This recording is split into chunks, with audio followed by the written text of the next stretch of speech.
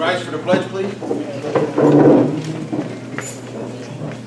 Pledge allegiance to the Flag of the United States of America and to the republic for which it stands, one nation, under God, indivisible, with liberty and justice for all. And if we could just stay standing for a minute. I know we had a couple of people locally who passed away. Some, both I think unexpected. So prayers and thoughts to their families. And for things going around the world, just take a moment of silence.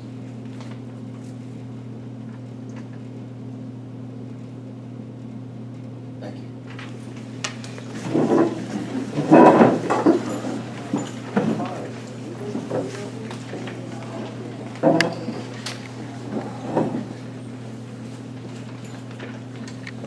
So we have a couple of public hearings tonight. There's two of them, and then there's one hearing.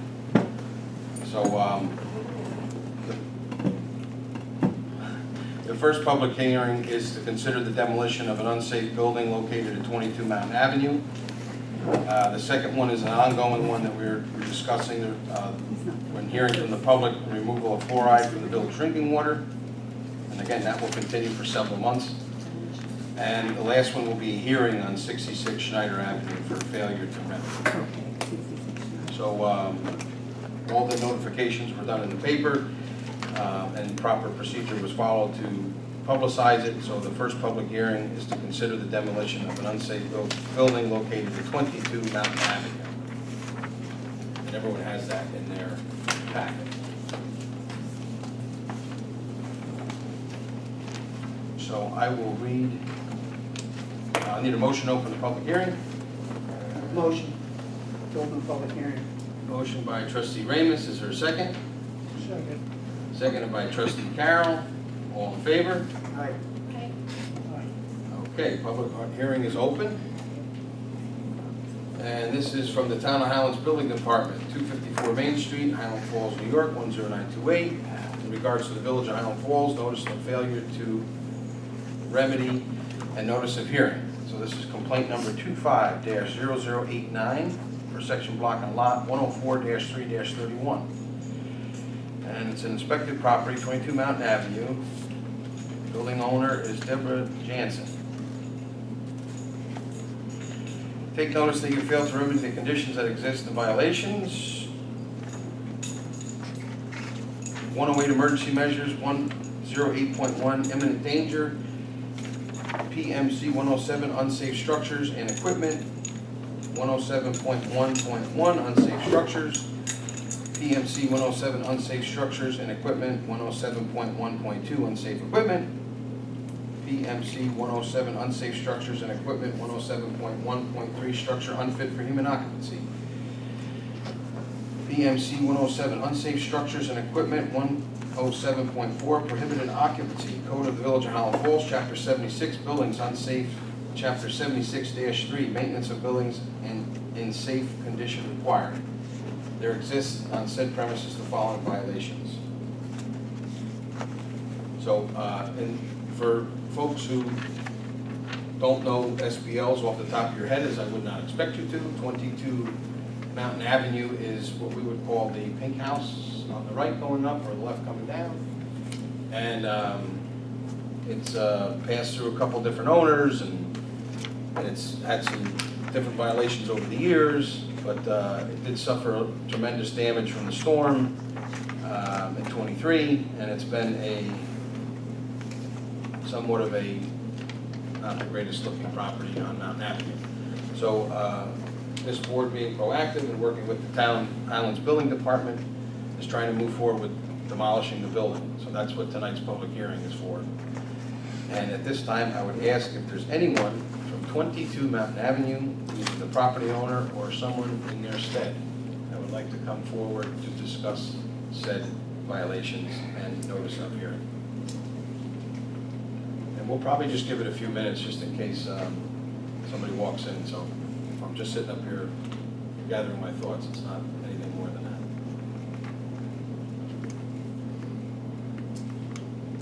And anybody can say anything. It doesn't have to just be the property owner. If anybody has any questions. Is it occupied? I believe not. You wouldn't be able to occupy it anyway.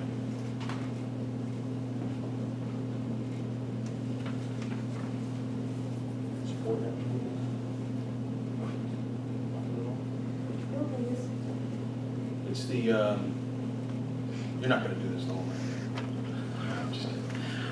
It's the pink one, pink purple one going up on, if you're going up Mountain Avenue on the right. I would say probably just past the brick building, and then there's one, two maybe houses on the right? Yeah, on the right. On the right side going up, yeah. So almost directly across from the, Someone used to live across. So if you think back, they had a little paint tank out there, and they made it into art, and there's a I Tylenol know. pills. yeah, those are all right.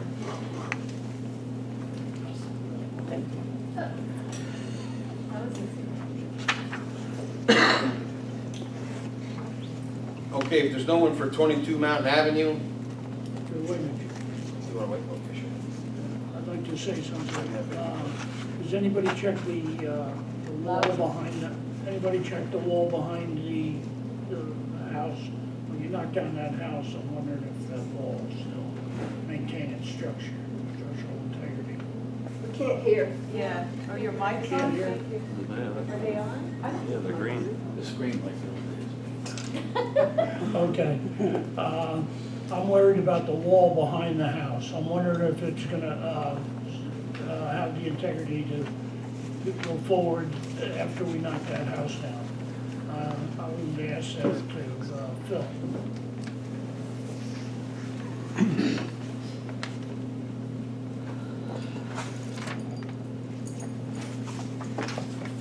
That would be a question more for the village engineer, as far as doing an assessment on that wall, but it is severely damaged, and the foundation is severely damaged.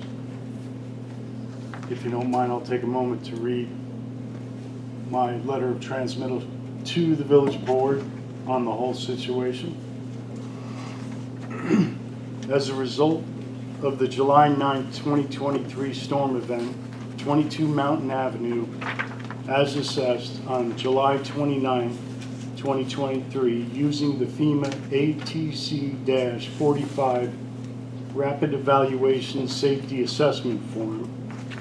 The property received a red placard, unsafe, do not enter or occupy. Since that point in time, the property has been abandoned and left unsafe and in disrepair. On May 27, 2025, the property was re-inspected and found to meet all of the criteria of the Village of Highland Falls Code 76-2, unsafe buildings or structures, sections A through M. It is in my opinion of the opinion of the building inspector that 22 Mountain Avenue be deemed to be dangerous and unsafe to the public as defined in 72-2 of the Village of Highland Falls Code. The reason I brought that up is because there's been discussion about making it a parking space, and if the wall's not, gonna pass, then there's no, you can't go forward with a parking space there. Making it a parking space would be too dangerous.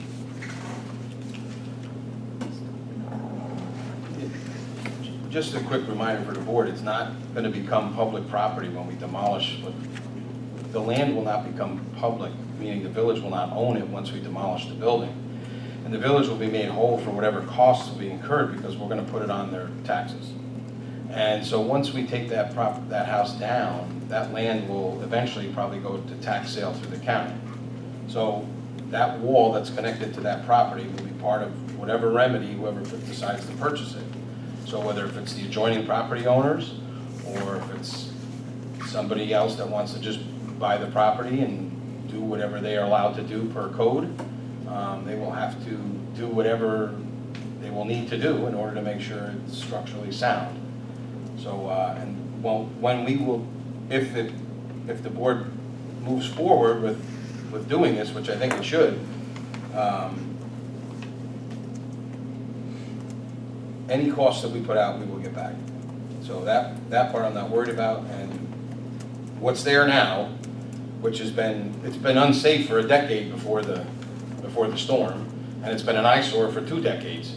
So, you know, I understand that, you know, people can do what they can do with their property, but I feel like that particular building has been an issue for a while. So there's 1 or 2 in the village, and we need to move forward with trying to get rid of these properties that either a bank owns them and they don't take care of them, or, you know, in this case, somebody passed away and it was just left.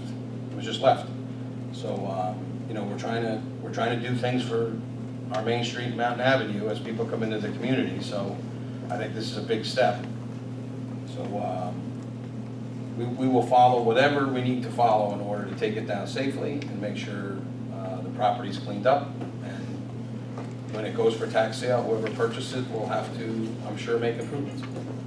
I think the question was because last meeting we did, it was alluded to that the 2 adjoining properties would have dibs, like for almost first dibs to it. So I think that's what Peter was saying, or would it be actually be a viable space to do it?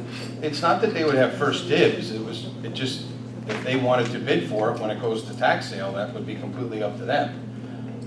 Anybody could buy it. Somebody could buy it in this room and say, I just want to put a picnic table there.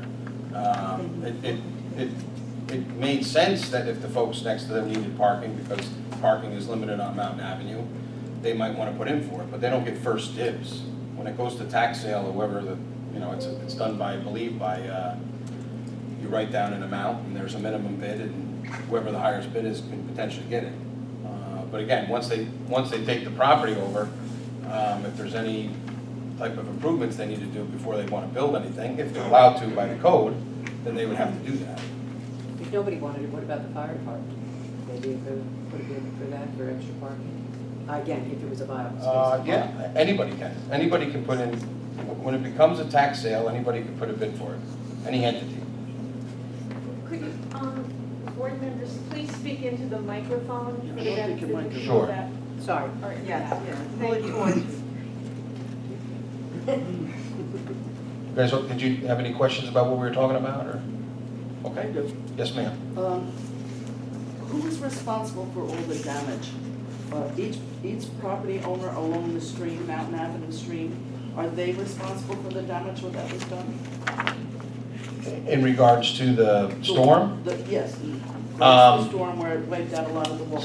Apparently the wall is in question at this property that you're speaking of right now.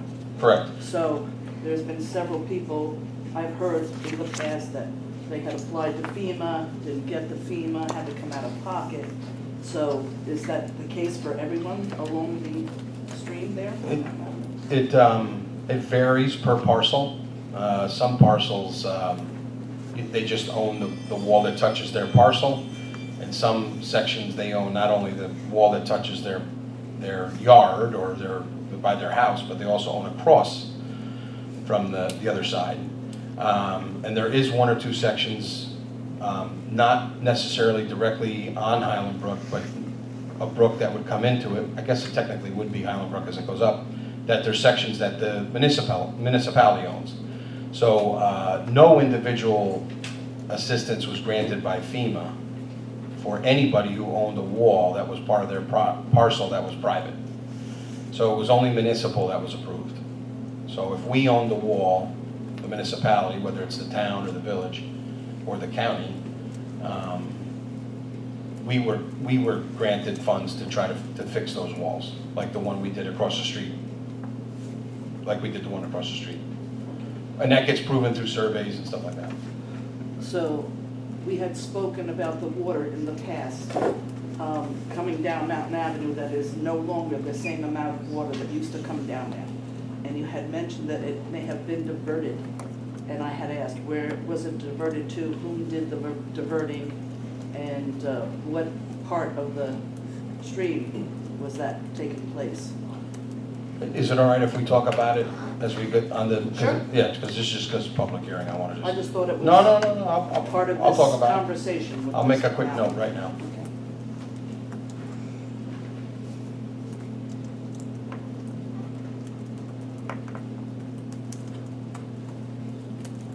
Everybody else okay with this particular public hearing in regards to this property? Forward? Everybody's okay? Okay, I'll take a motion to close the public hearing. Motion by trustee Ramus, seconded by trustee Carroll. All in favor? Yes. Opposed? Motion carried. Okay, and then we'll come back to, when we get to the meeting, we'll have a resolution on that. The second one is for the ongoing, which is the public hearing in regards to the removal of fluoride from the village drinking water. It's a continuation. We continue to get more information. Today, we just got a whole file from the village of Walden, which I had mentioned before. So we're going to put that up on the website, which is minutes from the meetings that they had there, 100 plus pages of information. So we're going to put that up on the website. We'll also have it available in Village Hall if you want it. You'll ask for it, and we'll print it as people want it. So just so we don't make a bunch of copies and they just sit there. But it's ongoing. We continue to gather more information. And in all actuality, the Village of Walden took a good amount of time to go through the process. So we're going to do the same thing. If it takes us 8 months, it takes us 8 months. It's fine. But it's important to dialogue, talk about it, get more facts, and just keep going. So we're going to keep the public hearing open. So if you feel like, you don't get your answer, I mean, if you don't, we're just hearing from the public. So if you feel like you had another question, don't worry. We're going to keep it open, and it's not getting closed tonight. And I'd ask if you've been up before, just let some new folks come up if there's new questions, and if folks who've gotten up before, by all means, come up after.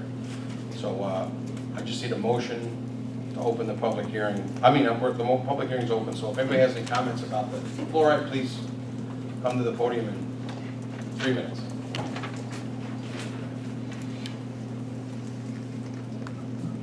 Hi, I'm Bonnie Snow. My opinion is that I would prefer fluoride to be in the water, but I understand that everybody has their own opinion, and I'm not interested in getting into a fight about who's right but if this is a money issue, and I really think you try to keep the cap on things, and I really appreciate your hard work, Mr. Jim.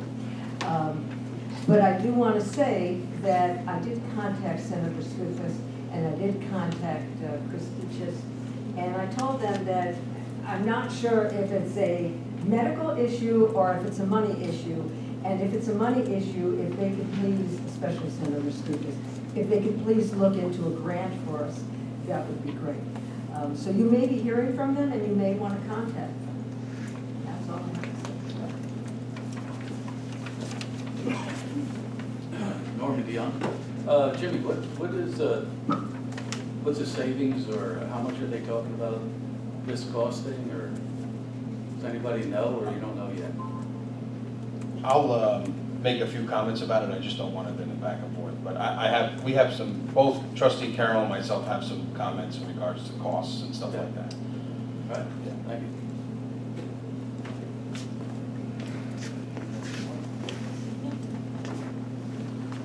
Good evening, Board, Mayor DiSalvo, and board members. Thank you for your time and allowing me to make a brief statement regarding fluoride. Water is a great topic. There's a lot of issues involved with water. I'll keep this limited to fluoride. My wife, Jill, and I reside at 7 Park Place in Highland Falls, near Grove Park. I've been drinking municipal water from Highland Falls since 1953. These are my age, but, I look like I'm pretty healthy so far, so I'm still a proponent for drinking our municipal water.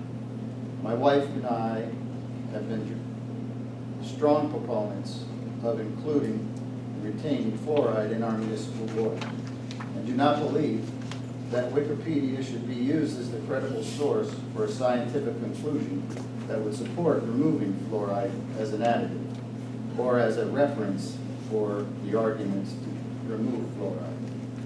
It seems from the discussion to date, the cost is not a concern. This is more a public health issue. There are many scientific studies to support the addition of fluoride to drinking water and its positive effects on dental hygiene. If the board thinks it is necessary to make a change with respect to fluoride, then it should consider studying the change to pharmaceutical grade fluoride as an improvement to our drinking water from the status quo. Please do not remove fluoride by the board's vote without a more comprehensive discussion and consultation with professional health experts. If you think it is necessary to remove it, then put it up for public vote and allow the voice of our entire community as stakeholders to declare their preference. So, thanks again, appreciate your time.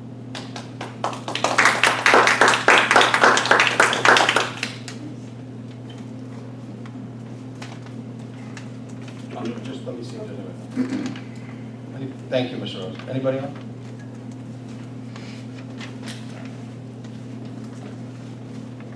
Anybody new want to talk?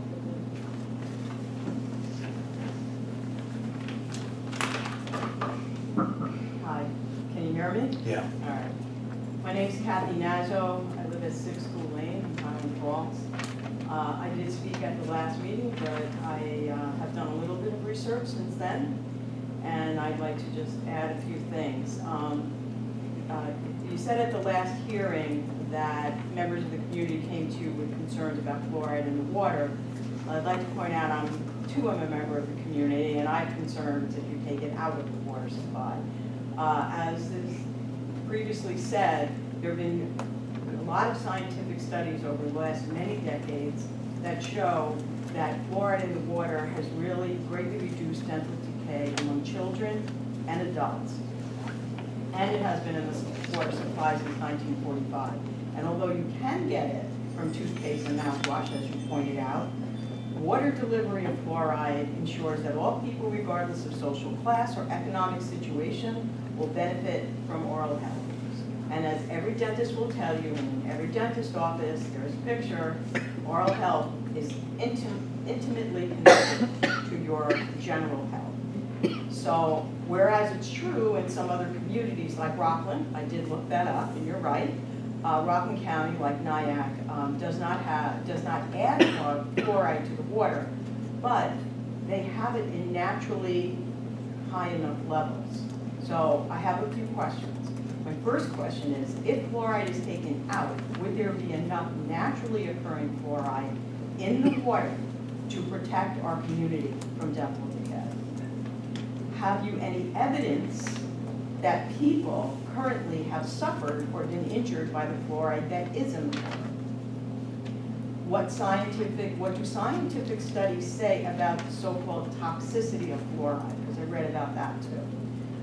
What professionals have you consulted in this matter, and what are their credentials?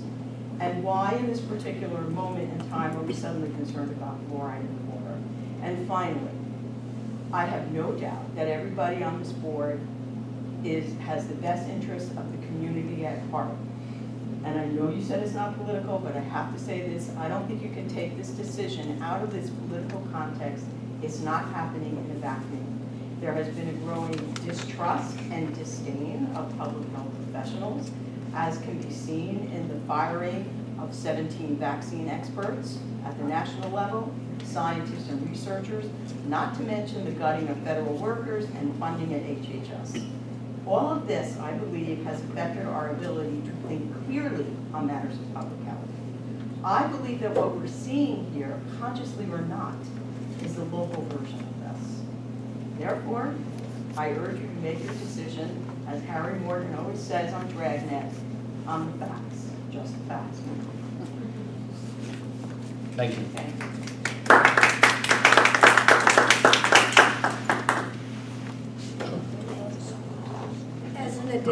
As an addendum to what the gentleman in the shorts was saying, the last thing he said is that we should bring this to all the people, which you know that I had also said. So I contacted the Board of Elections, who told me to contact our village clerk, who contacted her,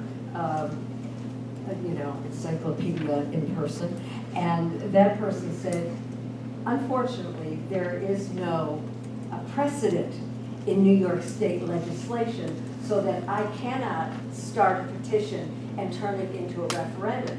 And that's the reason their suggestion was that I should contact each of, the senator and ask them, maybe you want to start some legislation. On the backswing, the senator emailed me back and said, I believe in having fluoride. I said, well, that's great. I said, but if we want to have fluoride, we have to have money. So please look for a grant. So that is for this gentleman. Are you a gentleman in shorts? No, wherever he is. That's the reason it can't go to the public. So.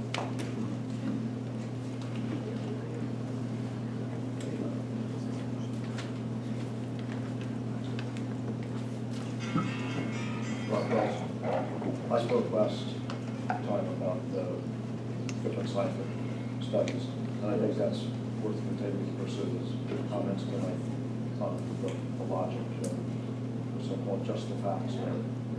The other side of this, the science money and the science behind it, I think is an ethical issue from the standpoint of government interference in our freedoms and our privacy.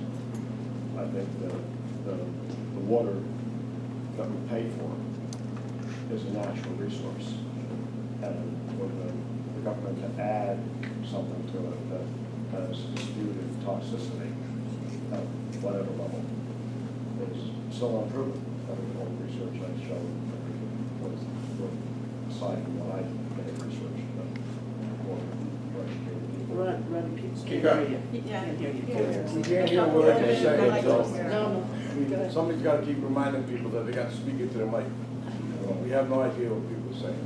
So I think the idea of, besides money and the science behind it, I think it's a matter of ethics of the government. Can you tell me what I need to ingest? And I have fluoridated water, and I take a very expensive reverse osmosis filter to take those toxicities out. And everybody has their own opinion about it.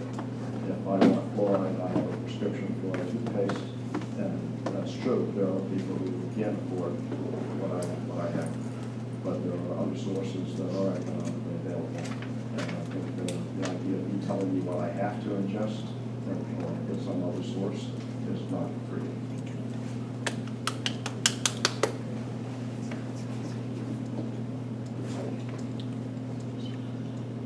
Anybody else on the fluoride? Again, we're going to keep the public hearing open, so the board doesn't take really any action. And a couple comments I'm just going to make is that, I did reach out to Dr. Brewer. We had a meeting in my office, and I said, when you do get a chance, please, put something together, whether it's in an email or come to a meeting, you're, more than welcome. So I'm still waiting to get that, which again is why some of this information doesn't come lickety-split.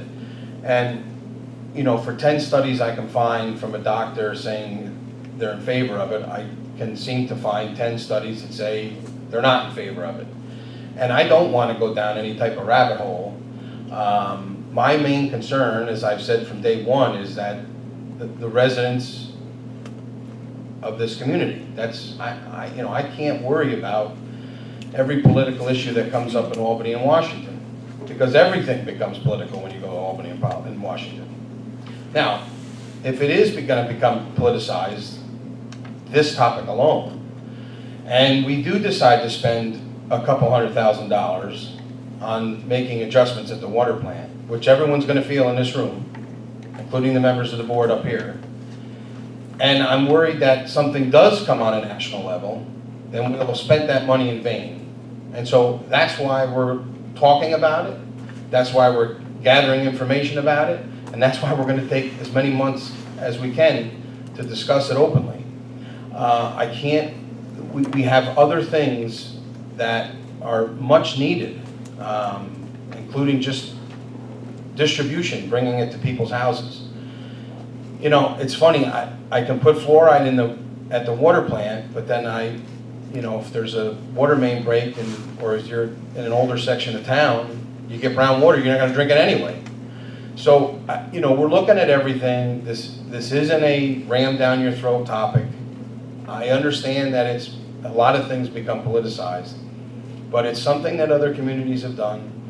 I just started looking through this 100+ page document from the Village of Walden, and I'm planning on setting up a meeting with now Assemblyman Brian Marr, who at the time was Mayor Marr of the Village of Walden, who I know very, very well.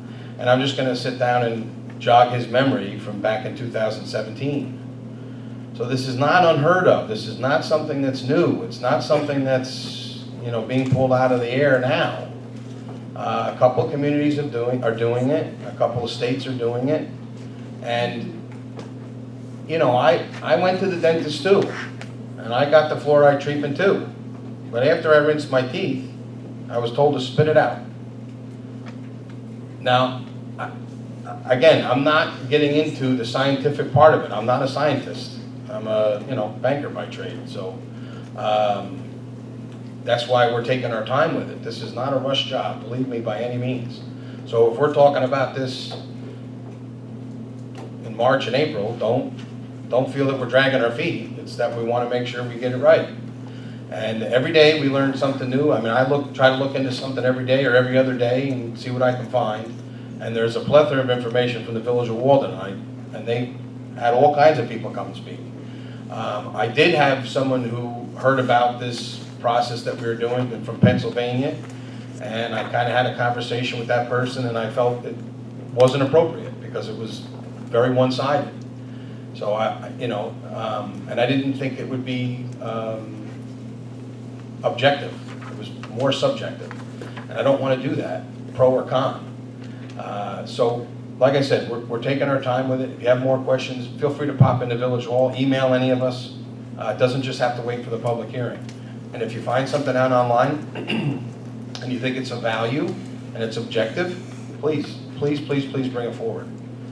So I just want you all to know that. And I won't speak for the board, but I'm pretty sure that they will echo that sentiment. And if you go up into the water building, which you know, set up an appointment if you want, and go see the room that it's in. I mean, it's eating away at the concrete, the metal, everything. So if it's in the water and we have problems with pipes, you know, again, a banker by trade, so 2 + 2 to me always equals 4. So, you know, I don't know if it's a direct cause or if it's a partial cause or whatever. And again, we're all fiscally responsible. Part of my job as mayor is to be fiscally responsible for the community. So again, that's why we're taking our time with this, because I in no way want to spend $250,000 when I could spend $250,000 on new meters that we need, or a section of water pipe. So again, if you have any comments, feel free now or anytime come into Village Hall, and we're going to keep the public hearing open. If any of the board members have anything, please, feel free. Bonnie, you got to get up to the thing. So that's your approximation of the cost is a quarter amount, 250,000? It's around 220 right now, we're estimating, but you know. And if you got a grant for 220? The only thing I'm hesitant about a grant is if you get a grant for any additive that you put in the water system, you can never get rid of it. So let's say there's better technology. Let's say there's medical grade, whatever. If I get a grant for it, you're out. There's nothing you can do. You got to keep the same stuff going in the water for life. So that's the only thing I'm a little hesitant on. Now, if they want to give me a grant for anything related to something else at the water plant, I'll take money from Albany. Don't get me wrong. I don't care what party. If they write a check, I'll take it. So, but they're not going to, believe me when I tell you, we called the health department. Nobody wants to touch any of this stuff. And you would think that the health department would say, here's a piece of paper that says, do not take it out. Easy. Can't get it. They say, well, you know, it's our opinion, and we feel, and it's, you know, but it's up to you. You do what you want. You know, it's not like some other stuff that you would get, you know, from the Board of Health. Like if somebody gets sick at the pool, nobody can swim. So like, there's no like, we were hoping to get some kind of direct answer. Yes, no. No vagueness on something that's supposed to be, you know, what I think important. So anyway, not to go on a soapbox. Yes, ma'am. Yeah. Please, just come up to the front. I'm just a little confused here, seriously. Mm-hmm. I asked why do you want to take it out? Is there something, what's happening at the water plant that makes you think you have to take it out? I really don't understand the why. That's what I don't get. Yeah. Is it money? Is it? It's a combination of things. It's depending on what you do get the chance to read. The both sides of the story. It's some studies that you read, it's other countries don't use it, other states don't use it, other communities don't use it. Hold on, I'm gonna give you the answer. Okay. It's a cost, there's a cost value involved there. You know, things are different since 1945 than now. And everything that you read now from dental hygiene from 1945 to now is improved. So I don't know if it's directly affected by, not everybody has fluoride in their water. Yes, I know that. Okay, so Yeah. I don't know if the data, whatever they collect, is from everybody, whether you have well water or municipal water, and dental hygiene's gotten better. Why? Because maybe more people are going to the dentist, toothpaste has changed, more people are brushing. I don't know, I'm just, the process is, this is the process. So does it cost money to put fluoride? Absolutely, Okay, so by taking fluoride out, we're gonna save money, that's what you're saying? absolutely, Okay, so the reason, part of the reason is money. absolutely. Okay, so then what's this stuff about corrosion and what's that? What do you mean? Didn't you say something about corrosion? Yeah, fluoride itself is a corrosive chemical. Okay, So the room that it's stored in at the water plant has undergone over the years heavy corrosiveness, concrete, steel, glass, you name it. So I need to do something with the room. I need to update the room, I need to update the process on how we deliver it into the water system. I've got to spend some money up there. okay, so in other words, to keep the fluoride in the water, it's gonna cost money to fix the room where the fluoride is stored? Is that, do I understand this correctly? Stored and also added. Okay, It's not the tanks, it's the room and where the fluoride is added to the water. okay. So a lot of this has to do with money. I don't want to say a lot of it, but a portion of it, I'm not going to lie to you, a portion of it, sure. I'm only Yeah. asking for information. Absolutely. I'm not arguing here. No, I know, I'm not arguing either. All right, okay. And if the board, after we listen to the public and gather information, if the board doesn't want to move forward with that, and I understand either way or the other, we're going to have to make some other choices. And some of the folks in this room that we normally hear from around budget time, we're going to hear from again. So it's all part of the process. All right, well, I do hope that you get factual information, because I did a lot of reading on Yeah. this while, in the month. Sure. About the importance of fluoride for dental health. Mhm. And the reason why dental hygiene is so much better is because so many communities do have fluoride. So that's part of it, you know. I'm not disagreeing with you at all. I'm just saying that 2 more clicks and you find information going the other way. And it's just very hard to decipher through all of it. And the only other thing I'm worried about is if these clowns in Washington decide to make a change after we spend the money to fix it and ban it anyway, then what? Why, is there a rumor that's gonna happen? I don't know. Every day something happens down there. I don't know. So it's just, I'm just trying to have a Yeah, little, all right, okay. it's trying to have a little down the road And vision, that- you know? and That's- that is what I was alluding to Yeah. in my final statement. But, okay, I don't want to belabor it. No, it's I fine. get it. I It's get it. absolutely fine. That's what this process is I about. just want to understand what's Absolutely. happening and why it's happening. Sure. Good, yeah. Tom. I talked with the plant manager today about the fluoride, we go over that once in a while. I would suggest you just go up there and visit him for 15 minutes. He'll show you the glass that's pitted because of the chemical in the air. He'll show you where the metal is deteriorating, the concrete is deteriorating. I said to him, aren't you worried about the employees? That's what it's doing to them. To the material things. What is it doing to the inside of your workers' lungs? He goes, we don't know. There's no evidence about All that. right, who's the plant manager? I'd love to talk to him. I'd love to have a conversation.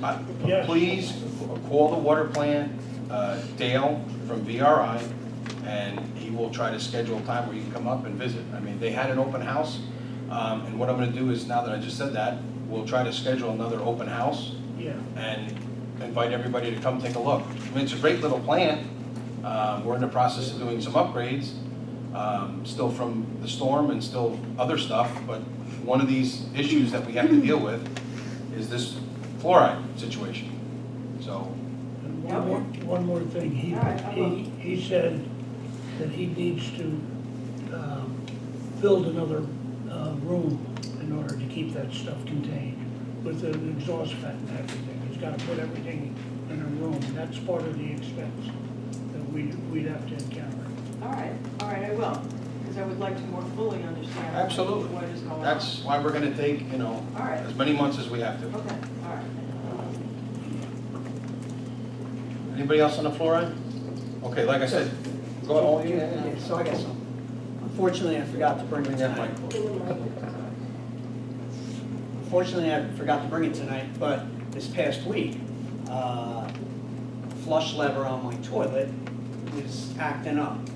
So, I went in there to look at it, and I thought maybe it was a spring or something. It wasn't.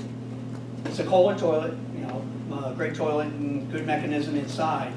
But right where it meets the lever, there is a, I would say maybe an aluminum type screw there that was corroded. I will bring it to the next meeting. And is that the reason why the fluoride? I don't know.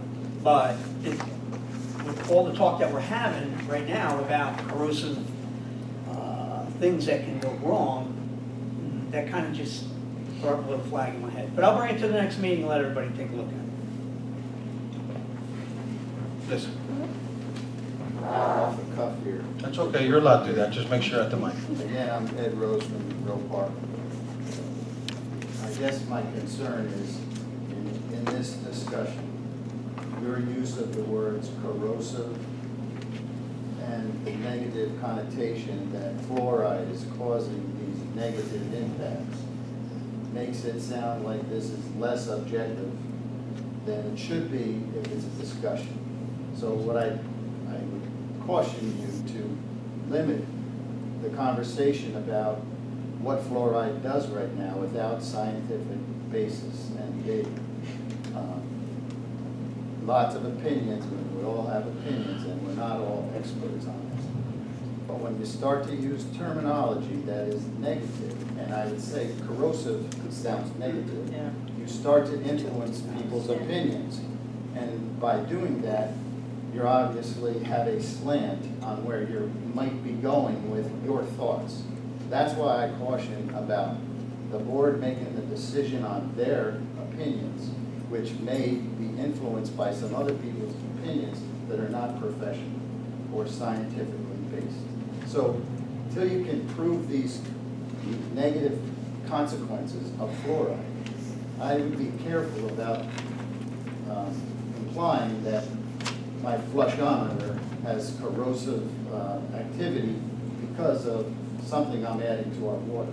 You're going to excite the public right now about our water. I read the water quality report tonight on the content of fluoride in our current water. We are not in violation of any New York State quality matters. And we're about half of what the maximum level would allow in our content of fluoride. So at this point, I would say, no reason to get anybody excited, but some of the language that's being used to kind of conclude that we have problems in a water plant that may be corrosive in nature, and we're tying this to a conversation about fluoride, I would just, please, stay objective first, and let's get to bed. Take your time. I absolutely appreciate everything you're saying, that we're going to take our time and do it right. That's right. Yeah, I'll, Thank you. Should we open the house? Mr. Rose? Okay. Mr. Rose? The language Real quick. matters. Because you made me actually think there, which is great. That's why we like to have a dialogue. You know, that lever only costs $14 to replace. When I got a cavity that fluoride's helped to prevent, it costs $300. So $14 for a lever over 20 years, I think fluoride might be worth it. There's really, we could go way on, the topic can go way overboard here. Suggesting that I eat shellfish as my replacement might cause my gout. Right. Okay, so which one do I prefer? Right now, let's keep it to the facts, let's be objective, let's stay focused and deal with it as we gather more facts. Before we start to get the public worried about about what water they're drinking, and that we have materials in there that are corrosive. Thank you. Yeah. The only thing I'll add, and that's good, you know, like I said, the reason why we use the word corrosive is because it is a common term when we're talking about water and sewer, but that's fine, I'll switch it from corrosive to aged. It's well aged in the room that the fluoride is housed and introduced into the water. In addition to that, you're right, I want to stick to facts. Now, I could roll the canister into this room and show you the canister that it comes in, and some of the legal markings on the canister would be fact, but it would be subjective. Believe me if you saw it. So I'm trying to be as objective as possible. So I don't want, there's no need to scare anybody in the public. This isn't, you can't drink the water. Again, just please, I understand what everybody's saying, and that's why we're gonna take, just like the Village of Walden. I keep going back to Village of Walden because they were trailblazers maybe for this topic, pro or not. And also we actually got a call from the Village of Warwick. I would say Village of Warwick's a very progressive community, and they're interested in what we're looking at and what we're doing. So it's, please, please, please, it's not, this is, we're gonna do it the best way I think I know how, and that's just to take our time, and there is a worry with how much time we take too, because there's always gonna be another fact. There's always gonna be another scientist. There's always gonna be another report. Believe me, I'm telling you right now. If you find 10 that say keep it in, there's 10 that you say keep it out. Doctors on both sides, So we're gonna take our time and just look at it. Please.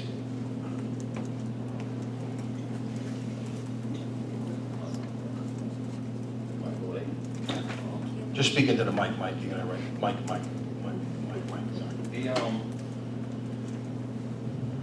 The fluoride isn't corrosive, but if it's handled correctly and mixed with water at the right mixture, it's not corrosive. If that room, if the concrete is getting eaten up, they're not handling it the right way, or there's not enough ventilation in the room. And for this to be, for the board to be trying to promote change or not change, is saying, it sounds like you guys already made up your mind. In my opinion, sitting in the back, every time somebody says anything about taking it away, Walden gets brought up. Walden gets brought up, but in the beginning, we want to think about our community and no other place. So I think Walden shouldn't be brought up time after time. And I don't think money should outweigh the health of people. If this all boils down to money, one day somebody woke up and just decided, like, what made the decision to cut the fluoride when there's other things to cut in the village?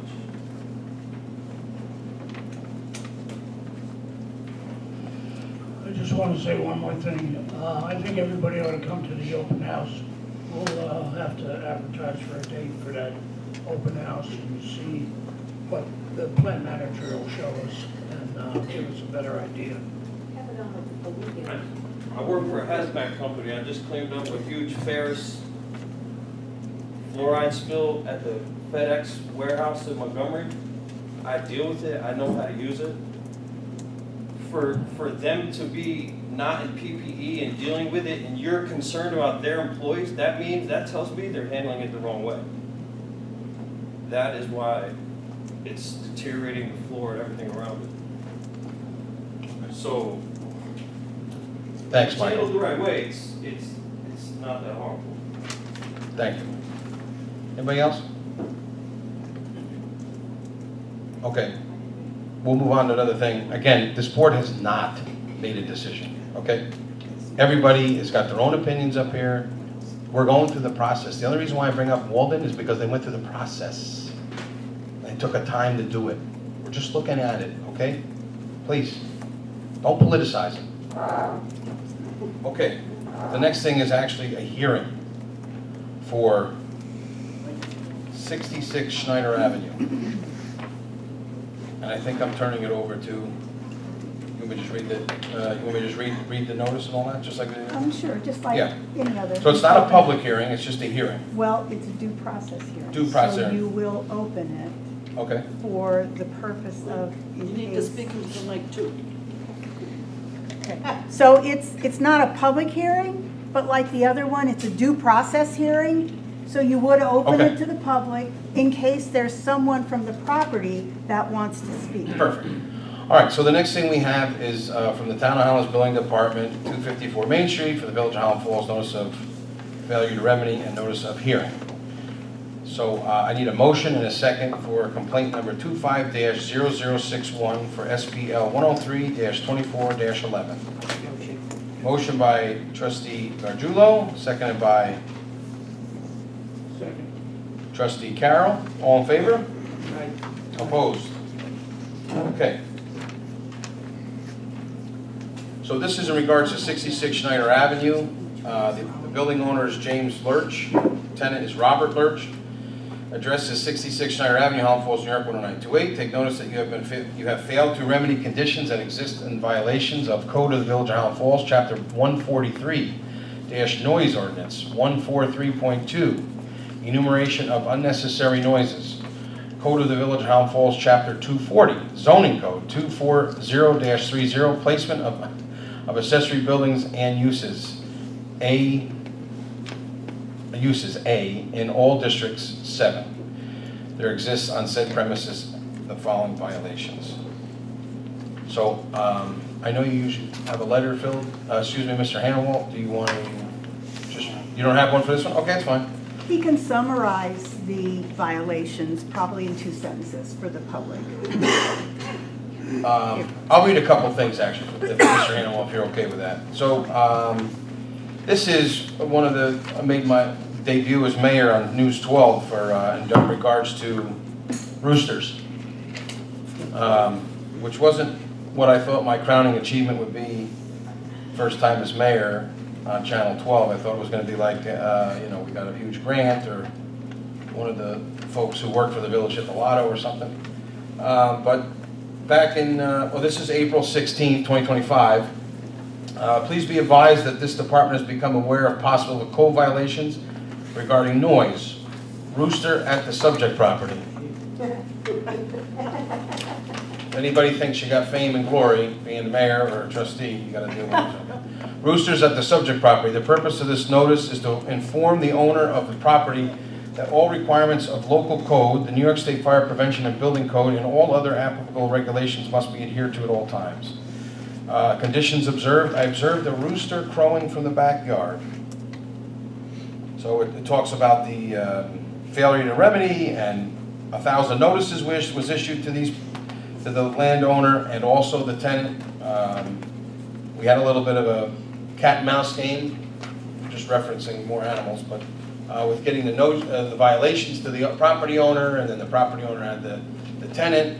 So this has been ongoing, I would say, for how long, Mr. Hannawalt? Year and a half, 2 years? Okay. Almost 2 years. And the folks around the premises,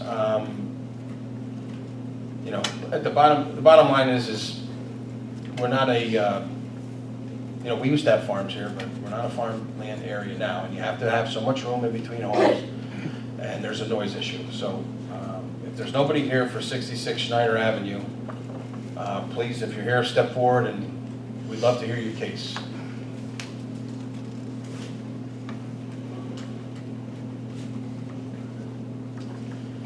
Okay, going on the rooster.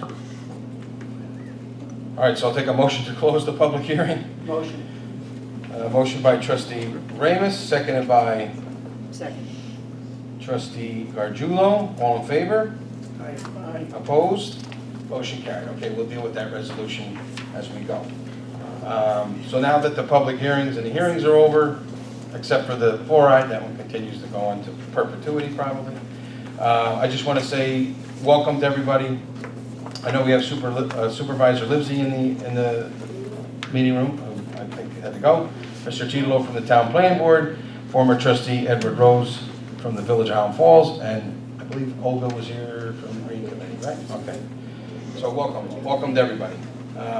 On the agenda, we have new business, which is to approve the bills and claims for warrant number 2503 for fiscal year 25-26 in a total amount of $282,489.95. I reviewed the bills along with trustee Carroll, and they all appear to be in order. I just need a motion and a second. We can discuss if we have anything. But I need a motion to approve that warrant. Make a motion to approve it. Motion by trustee Carroll, is there a second? Second. Seconded by trustee Gargiulo. Any discussion? Okay, all in favor? Aye. Opposed? Motion carried, thank you. Next, we have some minutes, which I believe everybody was at. I've got minutes from July 7th. I've got some minutes from the last public hearing in regards to removal of fluoride. I have some minutes from the public hearing on the Fair Housing Act, public hearing notice for failure to remedy violation of property maintenance, and the regular meeting, and then July 24th. So there's quite a lot of minutes. I just need a motion and second to approve all of those. Motion. Motion by trustee Gargiulo, is there a second? Second by trustee Carroll, all in favor? Aye. Opposed? Motion carried. Number 3, authorize mayor to sign the point of presence POP site agreement with Greenlight Networks for space on the 3rd floor of Village Hall. Just so the public knows and everybody kind of gets this information firsthand. So Greenlight, and I believe there's a gentleman here, Mark, in the back, which I'll call up momentarily, to just say a few words. Put you on the spotlight, Mark. So, and he can correct me where I was wrong. Greenlight is a company that provides internet services. So I've heard for quite a many years, and the board members as well, especially on the campaign trail, how we wish we had additional internet providers.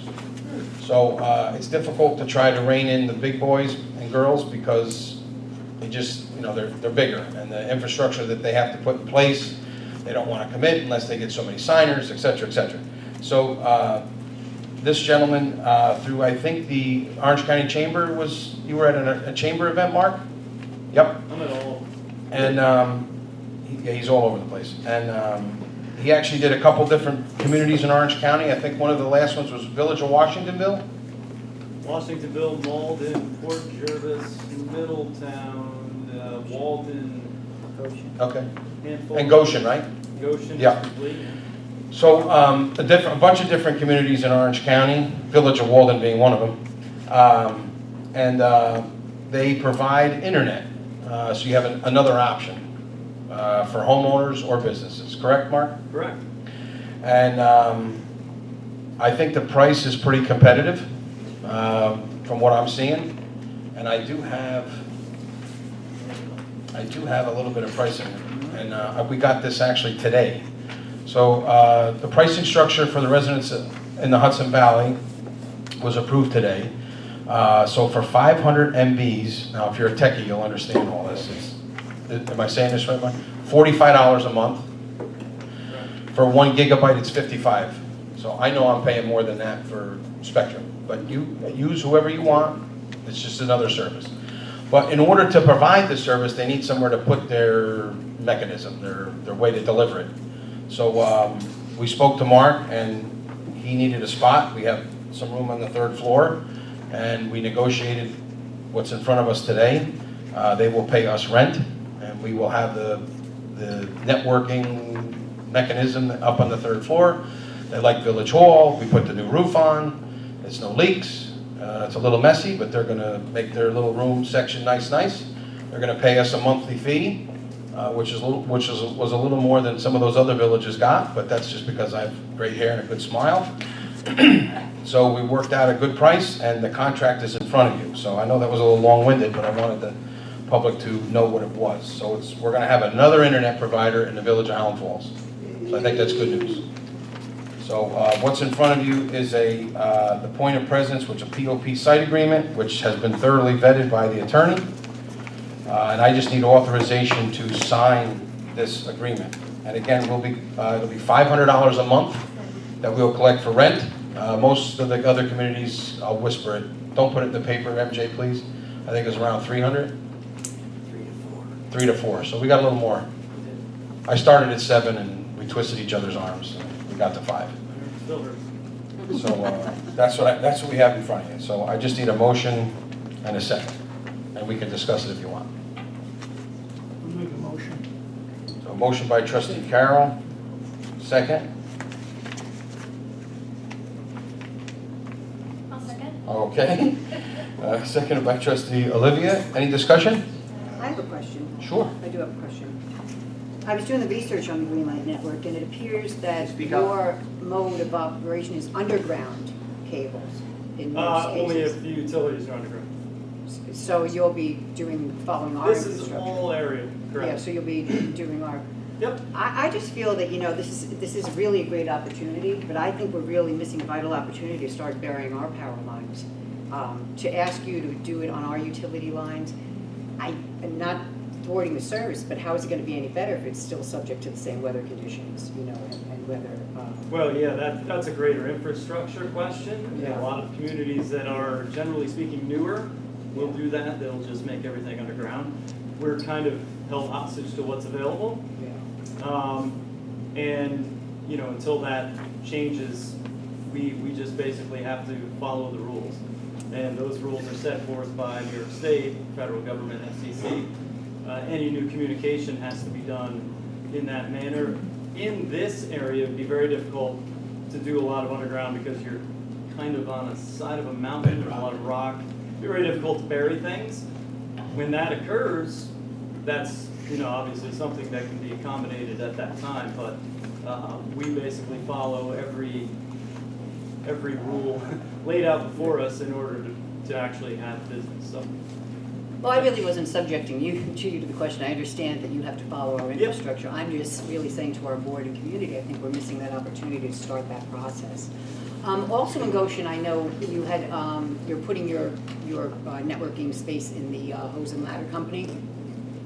No, Village Hall. Or you're doing the Village Hall? Yep, third floor of the Village Hall. No, The hose and in ladder Goshen. company was in Goshen it is there, yes, correct.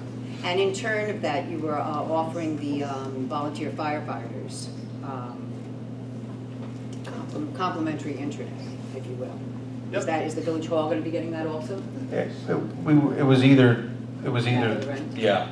I thought the rent would be better. Is there any way to extend something like that, though, to our volunteer firefighters? I'm looking at it from a prospect of volunteer incentive, to say. Yeah, it's certainly something we can look, we build relationships first and foremost almost always with fire departments, but when they don't have space, we have to kind of pivot, unfortunately. And so that was something we actually did, and not just Goshen, we also did that in Mechanicstown, in the Victory Fire Department as well. Just because we wanted to be a relationship with the community. We'll do ice cream trucks and that type of thing, just to kind of get the word out. We'll do different events throughout the year. So what we will do is look at each application of our builds and say, hey, where can we do something for community involvement? Where can we do something to kind of contribute, give back? We're certainly we have an entire department in the company that actually looks for those opportunities. They look to me for the where quite often because I'm the one who is everywhere. So I get a sense in walking around these villages and towns, and I kind of take mental notes of things. I will write things down and say, hey, here's a spot, here's an opportunity for us to do something in that regard. So we will definitely look at it. And I've been here enough times now to make all kinds of suggestions. So it's definitely something that's on my list. Awesome, sure. and I'm glad I mentioned it. I say I'm not trying to negate any other demographic, but again, our volunteerism for firefighters and all first responders is a little low, and some sort of incentive I think would be like kind of cool. No So question, thank that you. is absolutely one of the things we've kind of learned over the years, and this is we've had 14 years of business in the communities we've built, which are Rochester, Buffalo, Binghamton, and then also Capital Region and obviously Orange County. And we've learned quite a few things over the years about, the needs and that type of thing, and it really speaks to our company as a whole. So we look for those opportunities as often as we can. Yeah, I've read very good things about it, and I thank you for entertaining the question and maybe Sure. the opportunity. Thank you. Yeah, I have a couple questions. The equipment is going in the third floor or it's on the roof? In the third floor. In the third floor, okay. Correct. And Mark? also, Mr. Mayor, Mm. perhaps it would be a good idea for Mark to come to the podium. Sure, Mark, if you want to come to the podium, if Sure. there's any more questions. Yeah, no problem. Yeah, there's a number of applications saying clear out of fluoride. Yeah. Please do. on page 2 of the contract, you have in here that you're asking for 24 hours, 7 days a week, 365/366 days a year access to the site. So what route of access is being granted for the site if it's going to the third floor? Is that Just the stairs. through Village Hall? or Yep, through- no, it'll be through like the historian, just like we were going up to the village hall, village meeting room. Okay. And we'll have a key at the PD to have access 24/7. Okay. Yeah, it'll be fob Bluetooth. Yep. The only person that will be allowed in there is someone who literally dials their phone and gets a Bluetooth code. Right, and will in be- their room, in your room. Correct. Yeah. Okay. And also on page 3, it states that the site owner shall also ensure that Greenlight is provided with electrical service. So obviously that means that you are hooking your equipment into our electrical panel. I know that you want one of them hooked into a generator.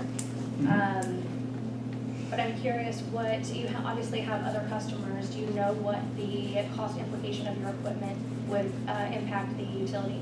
Yes. For the electric? So this size of we'll call it a server rack for purposes of just generalization, would use probably about $100 to $200 a month.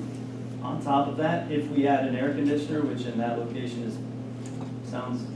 feels like it's going to be needed, we would also add what we call just a mini split air conditioner. That will use additional electricity. So what we do when we go into the panel is we put in a sub-meter. And that sub-meter is going to monitor the use of the server of electricity as well as the air conditioner in addition to it. That will give you a complete number, and that number we reimburse every month or at the end of the year, whatever you prefer. So it's all paid for. Any electrical that's consumed by the server or the air conditioner is paid for.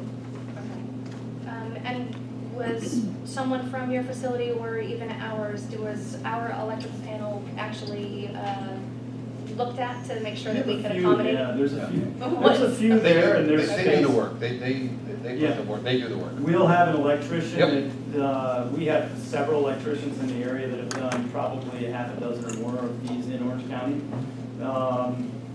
If there's one you have that you prefer that works on the building, perfectly fine as well, we've done that. And they basically just add all the things that we need at our cost, our expense. Sometimes it upgrades buildings, things that are within the building.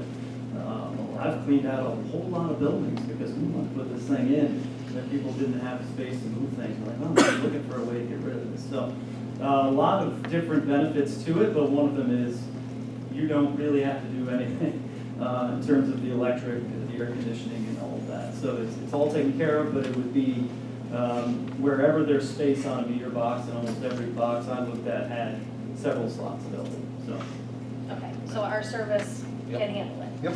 yeah, If not, they're gonna. yeah, it's actually a pretty robust. So most village halls, fire departments, that type of location will have enough of that. And down the hallway, or maybe 2 rooms down, there's actually another, one of our actual servers, so very similar to what.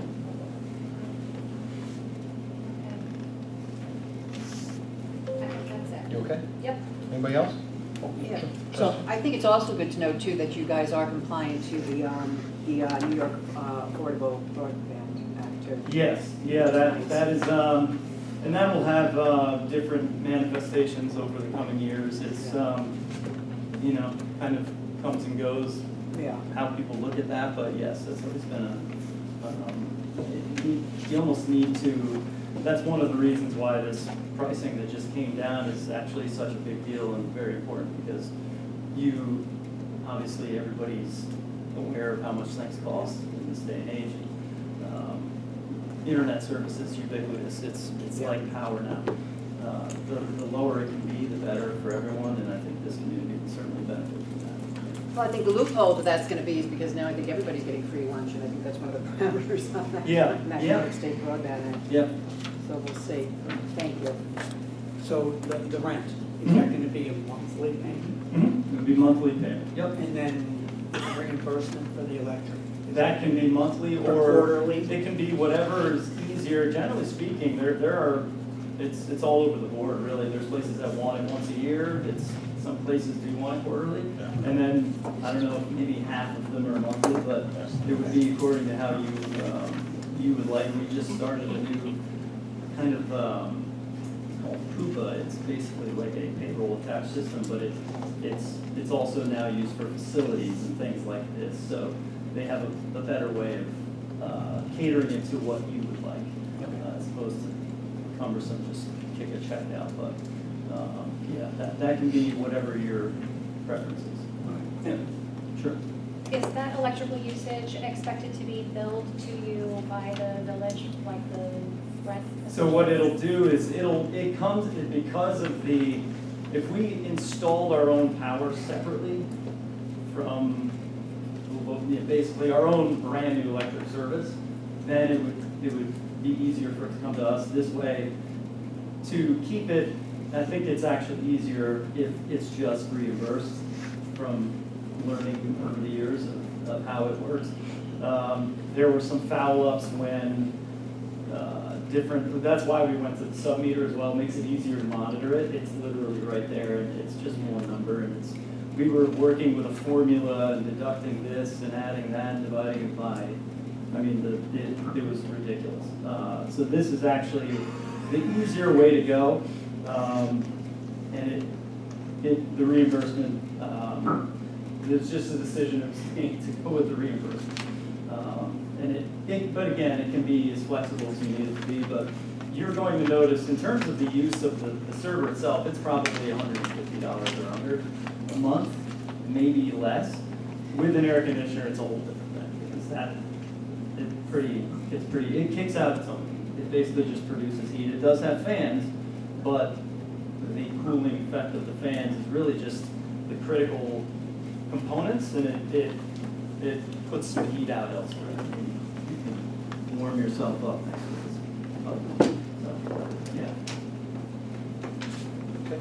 Okay. Everybody else okay? Mr. Mayor? Yes. I just want to confirm that the easement portion of this agreement that I looked at is not included, correct? Correct, yeah, that is, it's part of that template and that document simply because sometimes we do need them. If the only instance would be, say, a pole is behind the lot and we needed to run a line aerially over a lot that the town does not own, or there's a separate owner, we would need that easement granted by that landowner. Much in the way of underground, most that are underground. Honestly, you're cutting through someone's lot and you need just the 3 feet to get the line buried. So that was just included with it, so you'd know it was part of it, but it would only be required if the design required it. And in this case, the pole is literally right on the road, and it's dropped to the foot. All right, so just for the record, any authorization to sign would not include an authorization to sign the easement. Correct. Thank you. That's why I didn't even bring it up. Just wanted to make sure. I agree with you. Okay, that's okay? Everyone's okay? Attorney's okay? Clerk's okay? Everybody's okay? Sure. The equipment that we have in our homes now, we all are using Spectrum, those. Yep. Or the cable, I don't know the other one that they have with the satellite dishes on it. Oh, DirecTV. Yes. Okay. So, are we going to be required to rent equipment from your company as well? it would come with it, the service. The equipment would come with the service. It's not necessary all the time that the equipment you may have, if you're renting it from Spectrum, obviously, they'll want that back. Right. We will provide you with the proper equipment for the new service as well. And the wires, you're gonna be using the existing cable wires? or Only you have in to run your more? home. We are, the fiber that we run fiber, and it's very small. It's, the coax you're getting into your home is probably that big around, the fiber is half that or less. So it's gonna be a new drop, but it can follow, it basically will follow the same pathway.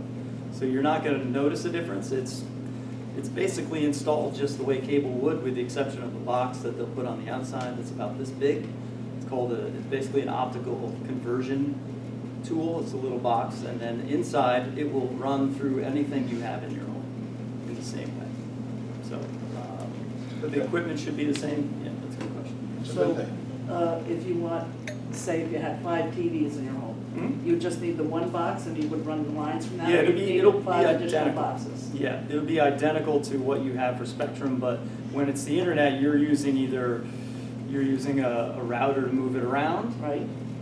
You can use any method to do that, but it would be to the home, it's identical, and then from the inside, it would basically be the same type of thing, it's just faster.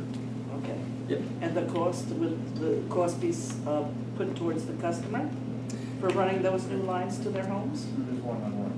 Just your primary installation is all that is, and I think they waive that, not actually. I'll have to speak to that in a more educated manner, because I'm not sure what we're doing now with that. We used to do free installs, but I don't know if we're doing that now. I don't want to say it and then have you say, oops, that was not.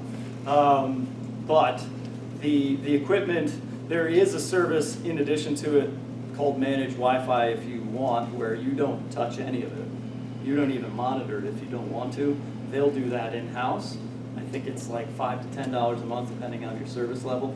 So then you'd get different equipment that's enhanced. It's actually speaks to them quicker than it speaks to you, so they know what's going on with your network. And it's common in the industry. That's the only added feature, but I think an installation fee is often included. But I can get that information. Yeah, Mark, we'll have more info at Village Hall or Yeah, absolutely. however I'm sure you'll probably do a mail. Were you going to do a mailing for the community? Like, how do you? There will be. Yeah, you're going to get all kinds of info. You're going to know. This is step one. Yeah, you're going to know. But it's only an internet service, right? That is correct. That is, And you it's partner literally with internet. You partner with DirecTV. We do partner with DirecTV, and that's So people don't probably think it's a something cable, they'll evolve over. They're trying to get away from the physical dishes as well, so. Just so people don't think it's a cable TV. Right, yep. Yeah. Yeah, you will. You'll have fast internet. Thank you. Yeah. Board okay? Okay, all in favor? Yes. Opposed? Motion carried, thank you very much. You want to do a roll call for that, or? No, we're okay. Thank you. Perfect, thank you very much. Yep. Okay. Next one is authorize mayor to sign the intermunicipal agreement with the Orange County Office of the Aging to provide cognitive dining service in the Highland Falls Senior Center. I think this may have been started by my predecessor, but we were able to get it done with the new board. We're going to start doing lunches at the senior center. We're going to start slow, just so we can try to get see how it goes. But the program overview is the Orange County Office for the Aging Senior Dining Program provides nutritious meals to eligible individuals aged 60 and over.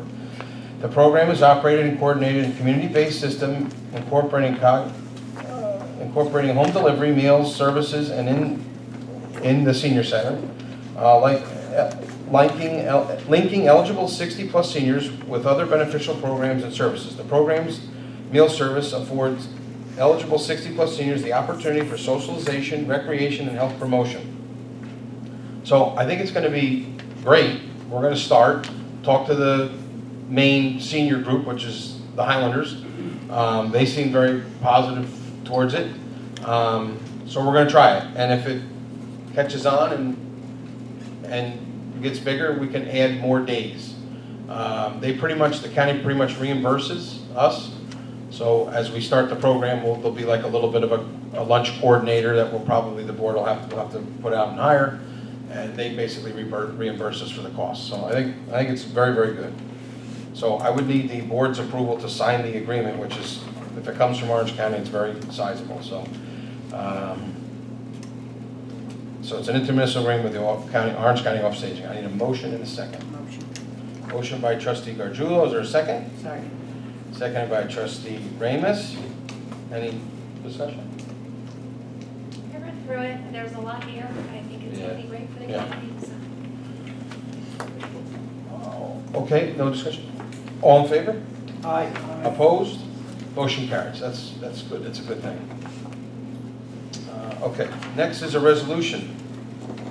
The Village of Highland Falls resolution introducing local law number 3 of 2025, amending chapter 212 taxation of the Village of Highland Falls Code. Be it resolved that in an introductory local law titled amending chapter 212 taxation of the Village of Highland Falls Code, be it hereby is introduced by Mayor DeSalvo before the Board of Trustees for the Village of Highland Falls, County of Orange, State of New York. And be it further resolved that copies of the aforesaid proposed local law be laid upon the desk of each member of the Board of Trustees. And be it further resolved that the Board of Trustees shall hold a public hearing of the said proposed local law at the Senior Center, 15 Drew Avenue, Village of Highland Falls, on September 2nd, and be at 7 p.m., and be it further resolved that the village clerk shall publish or cause to publish a public notice in the official newspaper of the Village of Highland Falls no later than 5 days prior. I need a motion.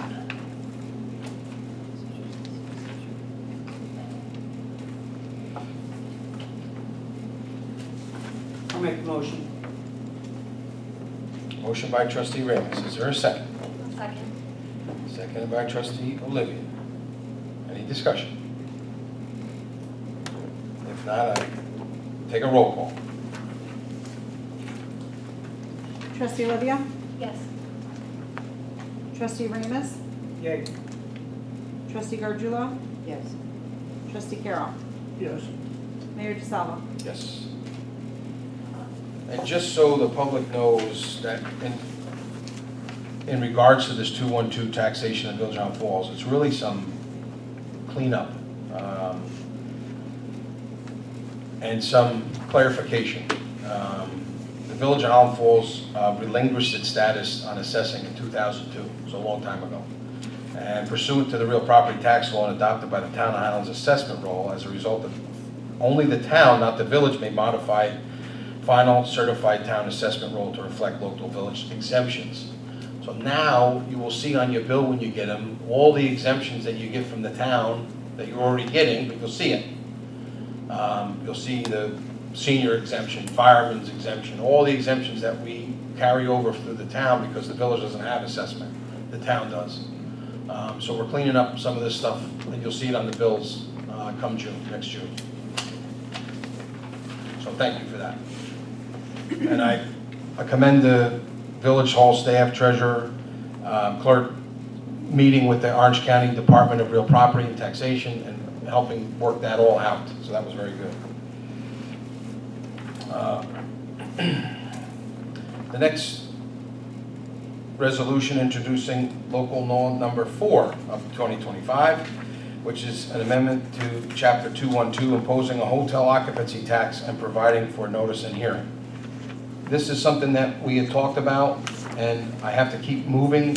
The town is moving forward with it, and so we were notified today that it's gone through both the Assembly and the Senate, and it's going to the governor to be signed. So it's something that every community just about has, if they have a hotel in their community, and we keep hearing a lot of people are going to build them, so hopefully we will think of creative ways to lessen the burden of the taxpayers, property taxpayers. So be it resolved that an introductory local law titled the Amendment to Chapter 212 imposing a hotel occupancy tax is hereby introduced by Mayor DeSalvo before the Board of Trustees of the Village of Highland Falls, County of Orange, State of New York. Be it further resolved that copies of the aforesaid proposed local law be laid upon the desk of each member of the Board of Trustees, and be it further resolved that the Board of Trustees shall hold a public hearing. We have a lot of those. Said proposed local law on the Village Hall, 303 Main Street, Highland Falls, New York at, Mr. Mayor? yeah, Senior Center. excuse me, it's, yeah, Senior Yeah, Center, 15 Drew Avenue, Highland Falls, New York, correction, on September 2nd at 7 p.m. Be it further resolved that the village clerk shall publish or cause to publish a public notice of the official newspaper of the village of Highland Falls no later than 5 days prior. I need a motion by trustee, Motion as amended. trustee, Have it at the senior center. trustee Ramus, and seconded by Second. trustee Carroll. This is just a hearing, right? Correct. I need a roll call. Trustee Olivia? Yes. Trustee Ramus? Yeah. Trustee Gardullo? Yes. Trustee Carroll? Yes. Mayor DeSalvo? Yes. And again, the town is, I wish Supervisor Lipsy was still here, but the town is moving forward with this on their end. So I think it's something we talked about. It is not going to change anybody from staying here, believe me on that. So one quick question, sir. Sure. It's setting on the governor's desk. Yeah, just to be able to do it. Right. Like a home So- rule thing. Doesn't mean we're doing it, it just means it allows us to do it. Right. Yeah. Does she have to wait until, It was actually an extension, so I don't see any reason why she wouldn't sign it. does she have to wait until after Nope. the public hearing? or Nope. anything on that? Next on the agenda is approval of Edition Summer Concert at Roe Park hosted by the Town of Highlands Recreation. I haven't been to one yet, but I hear they're very good. So I have both insurance and an email from the rec director, Mr. Falk, for August 7th, which they don't have currently one right now, 6:30 to 8:30. And we have the certificate of insurance, so I just need a motion, second, and approval. Motion. Motion by trustee Gargiulo, seconded by Second? trustee Olivia. Discussion? Yeah, I was at both of them so far, and fantastic. We just need more people out there. Anybody on social media that could promote it. I'm not a Facebook guy, but I did have a thought maybe a day or two before. I'm old school. We're gonna get some printouts. We're gonna try to get them on all the windows of businesses, and try to go that way. And maybe if I can get the police department to do a PSA on it as well. Yeah, we could probably put something out on the text alert too. Okay, all in favor? Aye. Opposed? Motion carried. Thank you. Thank you very much. Okay, some good news. Number 8 is to approve a baby shower sponsored by Alejandra Riverola at Roe Park Pavilion on Saturday, August 16th, 2025, from 9 to 9. Yikes. That's a problem. Yeah, so I'm okay with it, but I think we're gonna probably throttle back on the 9 to 9. I was gonna recommend that we Yeah. at least say until dusk, because that's when the park closes, Yeah. but yeah, that's an entire Yeah. day. So we'll probably say 9 to 7. Okay. That's okay, I'm as fine with amended. You guys okay with that? Mhm. Okay, so I need a motion and a second, as amended, 9 a.m. to 7 p.m. on August 16th. Motion as amended. Motion by trustee Olivia, as amended, seconded by trustee Carroll. No more discussion, I don't think. All in favor? Aye. Opposed? Motion carried. Okay. And they did submit insurance, so that was nice of that. Number 9 is to authorize me to sign the annual charge point services for the quote for the electric vehicle charging station. So the board and public knows it's about $1,200 a year. I'm sorry, $1,300 a year, $1,290. And so far, so good. The only thing I'll say about this particular company is they're a little bit, a little rough with the customer service. But I sent them an email, and I think they've calmed down a little bit since. And this is for the charge point station that I will give kudos to Miss Anderson, I believe she worked on the grant to help get those, and I think it's a good service, and we're looking into, I'm going to bring up during my report, we're looking into see if we can add in a few more of those. And we do cover our costs and make a few bucks. What is the, what do we get back on that, do you know? I would ask the treasurer, but it's double what we have to pay, and then some. I believe we budget 3,800. I could be wrong though. And the board we did up the per wattage last time. Changed the rate. Yeah, we changed the rate last budget, so, and which we could change it, but we don't want to, we want people to use it. Number one, it's for the environment.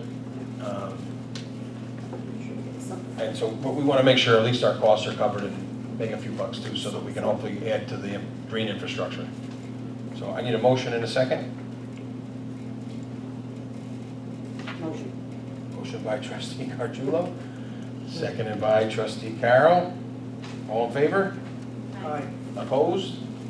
Motion carried. Okay, we're getting there, we're getting there.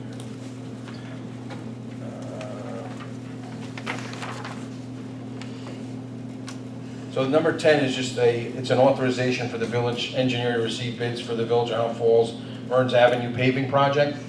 There's still a continuous back and forth with Central Hudson on whether or not they're doing Ondiara Park and not doing Ondiara Park. And I know the residents there want that area paved, but I just can't in good conscience move forward on getting that paved if we'd have to rip it all up again to put gas lines in there. So I'm meeting the engineer tomorrow, and I've asked him for a firm commitment of an update by the middle of this month. So I need to figure out what's going on there. And the good thing is if we do wait a little bit, Central Hudson will help defer some of the costs on repaving Ondiara. So, but I don't want to wait. I want Mearns. I think we need to get Mearns done. Those people have been waiting longer than anybody in the community for some time. So I'd like to just get it all buttoned up, especially while we continue to get these wacky rainstorms. So I just, I'm asking for authorization for the engineer to receive bids for the Mearns Avenue paving project. So I just need a motion and a second. Motion. Motion by trustee Ramus, Second. seconded by trustee Gargiulo. We okay? All in favor? Aye. Opposed? Motion carried. We have some training.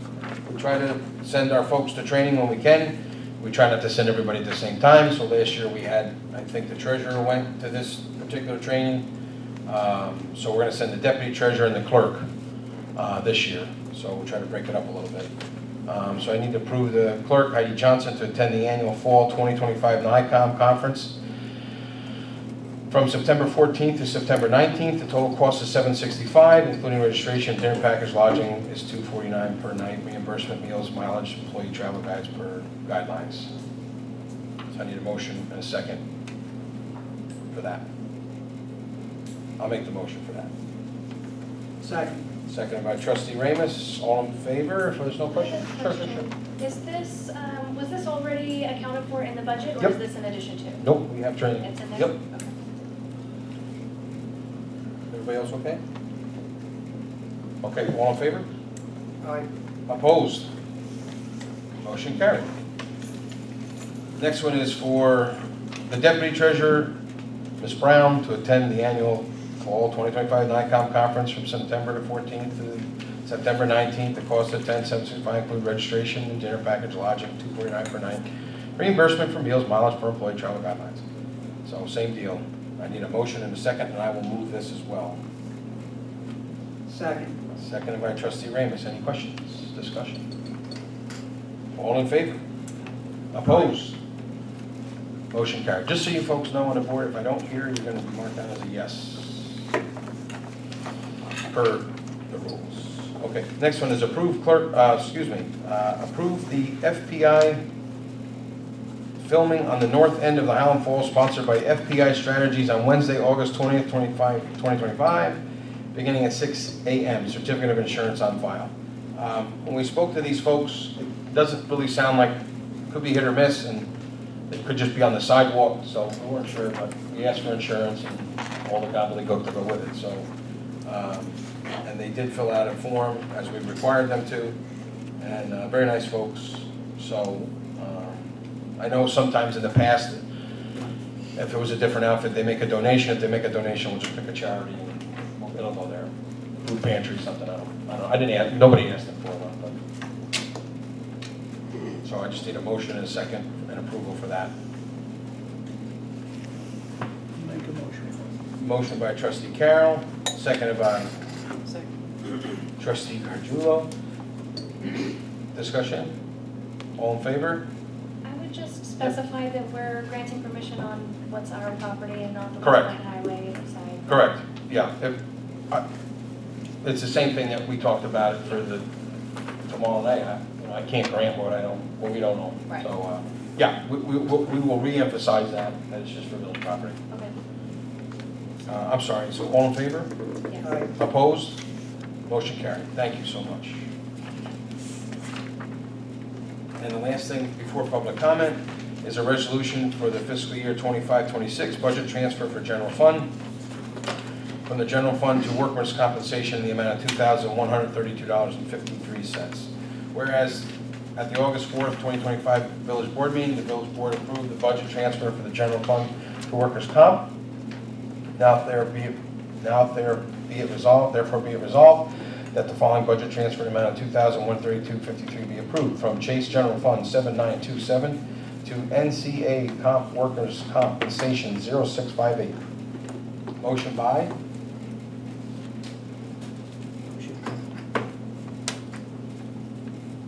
Motion? Trustee Olivia, seconded by trustee Gargiulo. And it looks like I need a roll call. Trustee Olivia? Yes. Trustee Ramus? Aye. Trustee Carroll? Yes. Trustee Gargiulo? Yes. Mayor DeSalvo? Yes. Thank you very much for that. Public comment. Mayor, You? do you wish to conclude the property maintenance violations by authorizing the building inspector? I have prepared resolutions. Absolutely. Okay, so first, 22 Mountain Avenue. Whereas a duly noticed due process hearing was convened on August 4, 2025 to provide the property owner an opportunity to challenge the building inspector's determination of unsafe building. And whereas the owner did not appear and therefore the findings of the building inspector were unchallenged. Now therefore be it resolved that the Board of Trustees hereby declares that the building located at 22 Mountain Avenue is unsafe and dangerous to the health and safety of the residents and visitors to the village of Highland Falls. Be it further resolved that the Board of Trustees authorizes the building inspector to undertake all measures to remove the unsafe building pursuant to section 776-5 of the village code and charge all costs to the property owner. I put that in the form of a motion, and it should be a roll call. You put it in the form. I'll move the motion. And I'll second it. And I'll need a roll call, unless there's any discussion.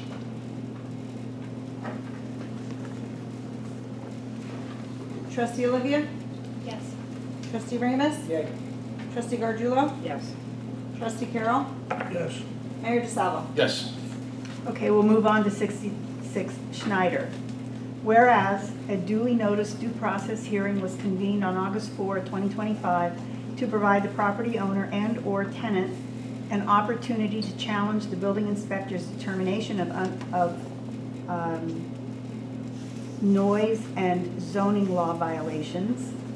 And whereas neither the owner nor the tenant appeared, now therefore the findings of the building inspector were unchallenged.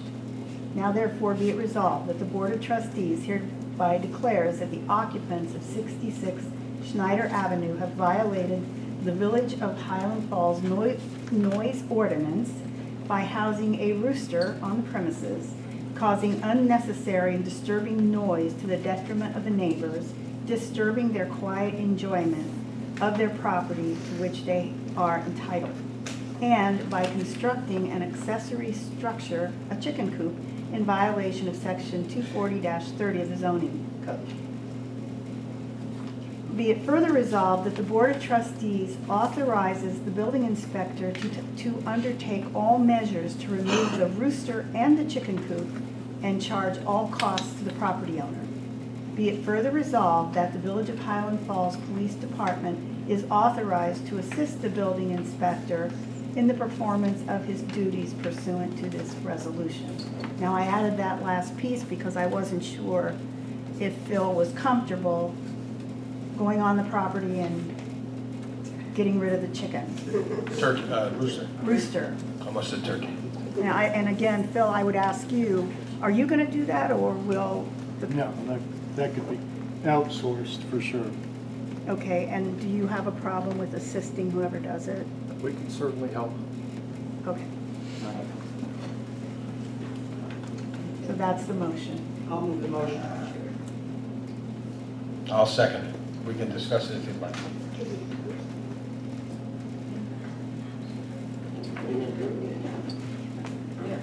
Morgan's Farm? Oh, yeah, Okay. It's going to Morgan's Farm? Okay. Where are they going? You can bring them to my property. JFC. Cheers. Okay, no discussion? Roll call, please. Trustee Olivia? Don't you dare. No. I'm not sure the legality on this. I'm gonna say no. It's absolutely legal. Okay.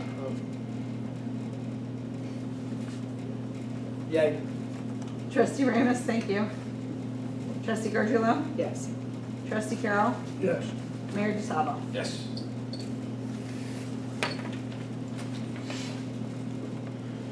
Okay. Only took 2 years. Well, and I heard from the audience, we have somebody that would like to adopt it, so maybe we can let them know. Now, you guys work that out. Public comment. Public comment on anything you want. 3 minutes. 2 seconds. Go ahead.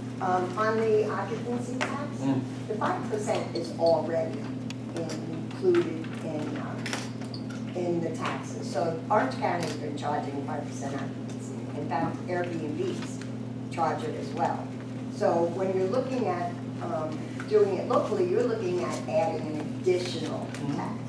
And I get it, but truthfully, we have a hard enough time getting people to come here locally without now charging them 10% to visit our community. Just my humble opinion. Duly noted.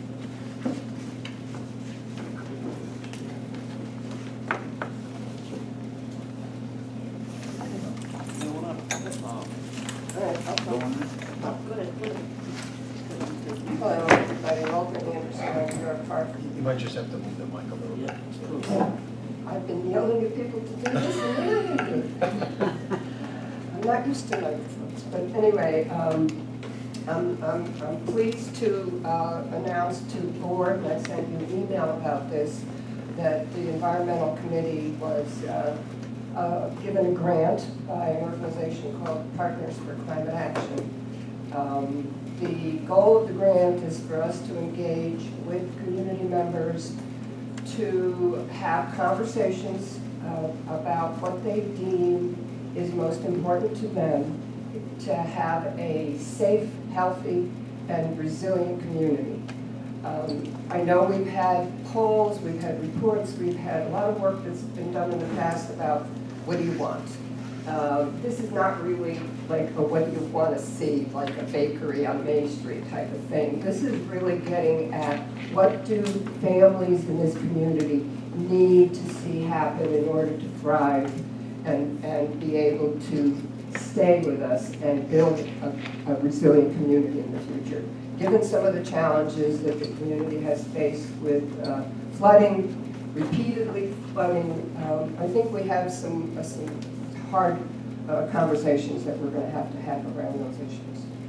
So we are right now in the planning phase. I'm not going to go into a lot of detail. We're forming a committee that's going to help us to reach into every corner of the community. We want to make sure nobody is left out of the conversation, that everybody's voice is heard. Trustee Gardullo has been asked to participate in our committee, so we're pleased about that. So we are just in the planning phases, but I do expect that we will have a community-wide kickoff meeting in the village in September. We want to start having also an observance of the July 9th, 2023 flood. So this would be sort of a little anniversary commemoration of that flood that we may try to do every year, but that's really not the important part. But we're going to tie it to that event and kick off our plans. We're going to create mailers. We're going to have questionnaires. We're going to have meetings one-on-one and in small groups. So I invite anybody who is part of a neighborhood, a community organization, a church, to come and let me know if you want us to come talk to you. So, if there are any questions, I can answer questions, but that's going to be, It's exciting, good for you. thank you. Congratulations. Thank you. Nice job.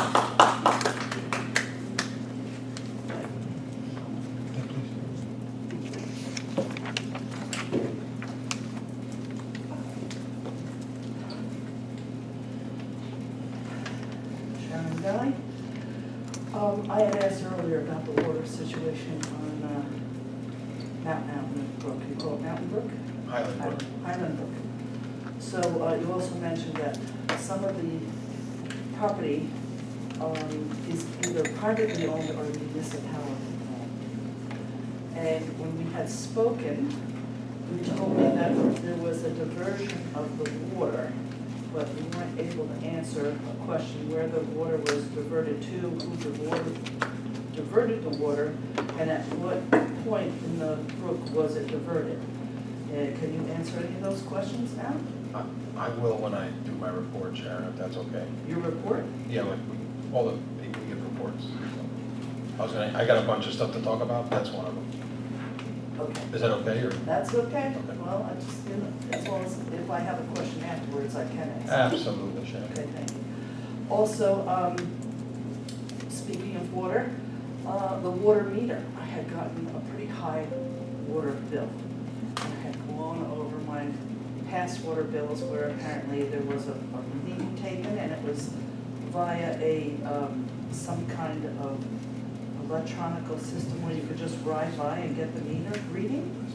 And I don't know when that failed, but it's obviously been not working for a while.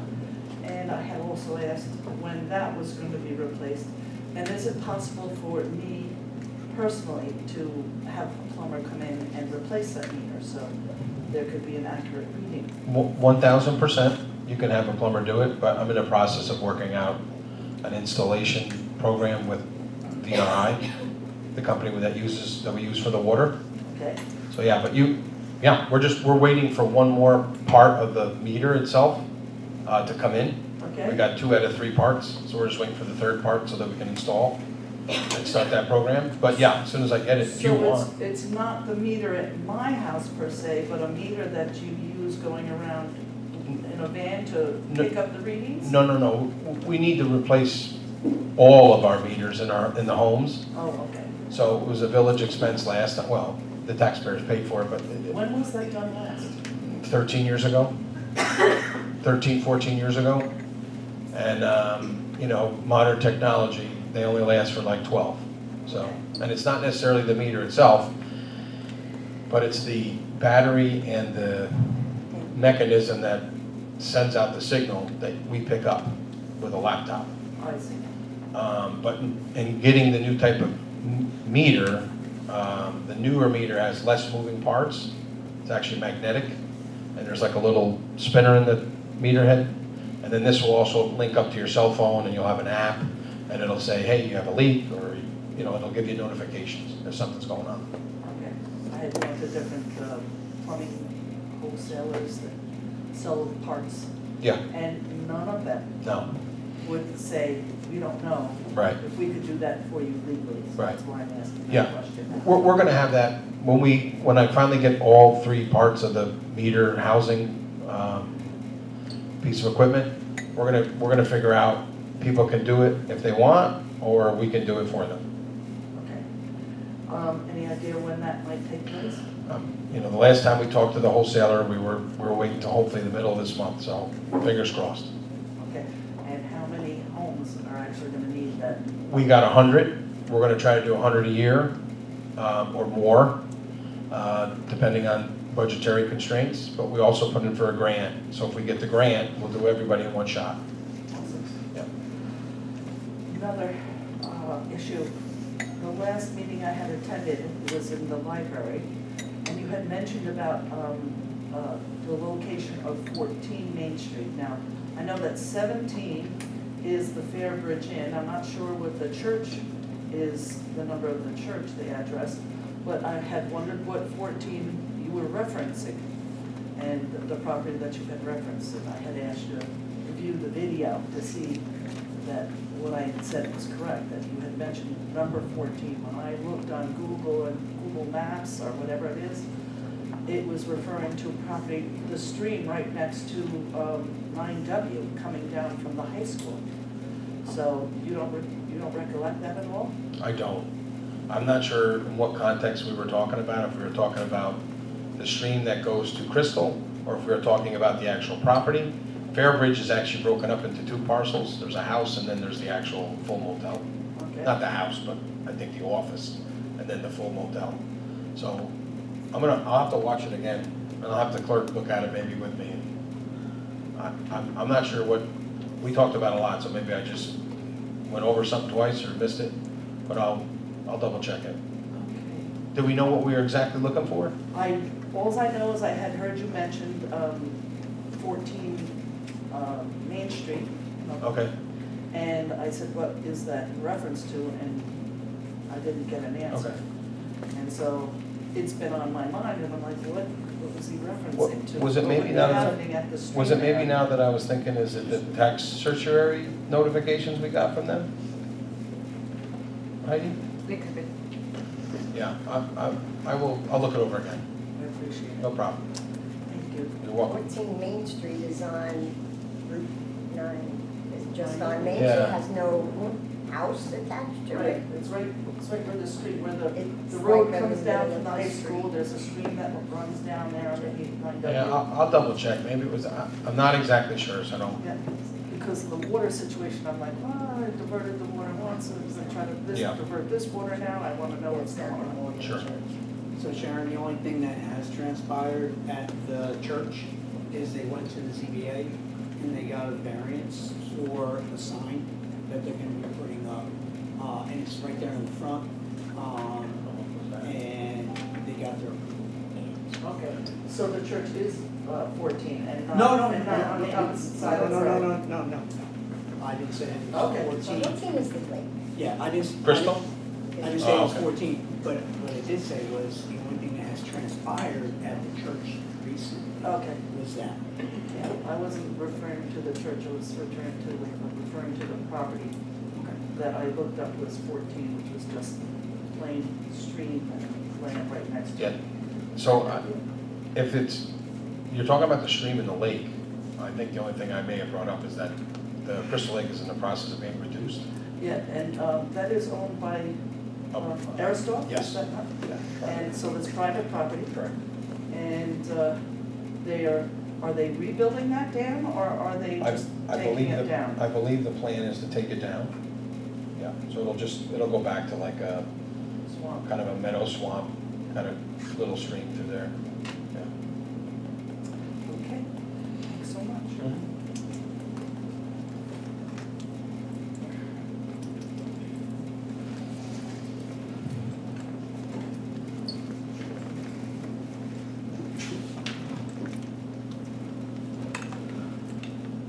Listen to you, I know you're dying. Come on.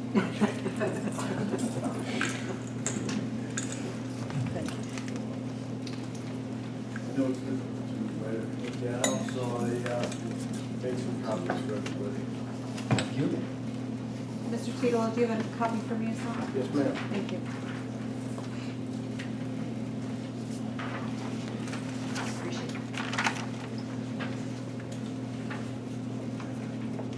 Okay, I want to I need to clear up a few things. I am not here representing the planning board, I'm here as a taxpayer. Mayor DeSalvo, I requested that zoning be an agenda item a number of months ago. I think that the most important item or issue related to this village is zoning. We have not built anything in this community for probably 40 years other than the church. Okay, so there's been a lot of renovations. Some people have spent some money, but it's been a long time. So, I mean, let history be our guide. We are doing something wrong. It's black and white to me. I said many times when Mayor Joe was here that we need to take big steps. Big steps. It took us 2 years to approve a reduction of units per square foot from 2,500 to 750. 2 years. 2 years. I don't understand. I'm concerned that if we have other agenda items or zoning items, that if we have to address each one of these in a 2-year period, anybody who owns property is going to sell it and move on to some community that wants to develop. So we need to take big steps.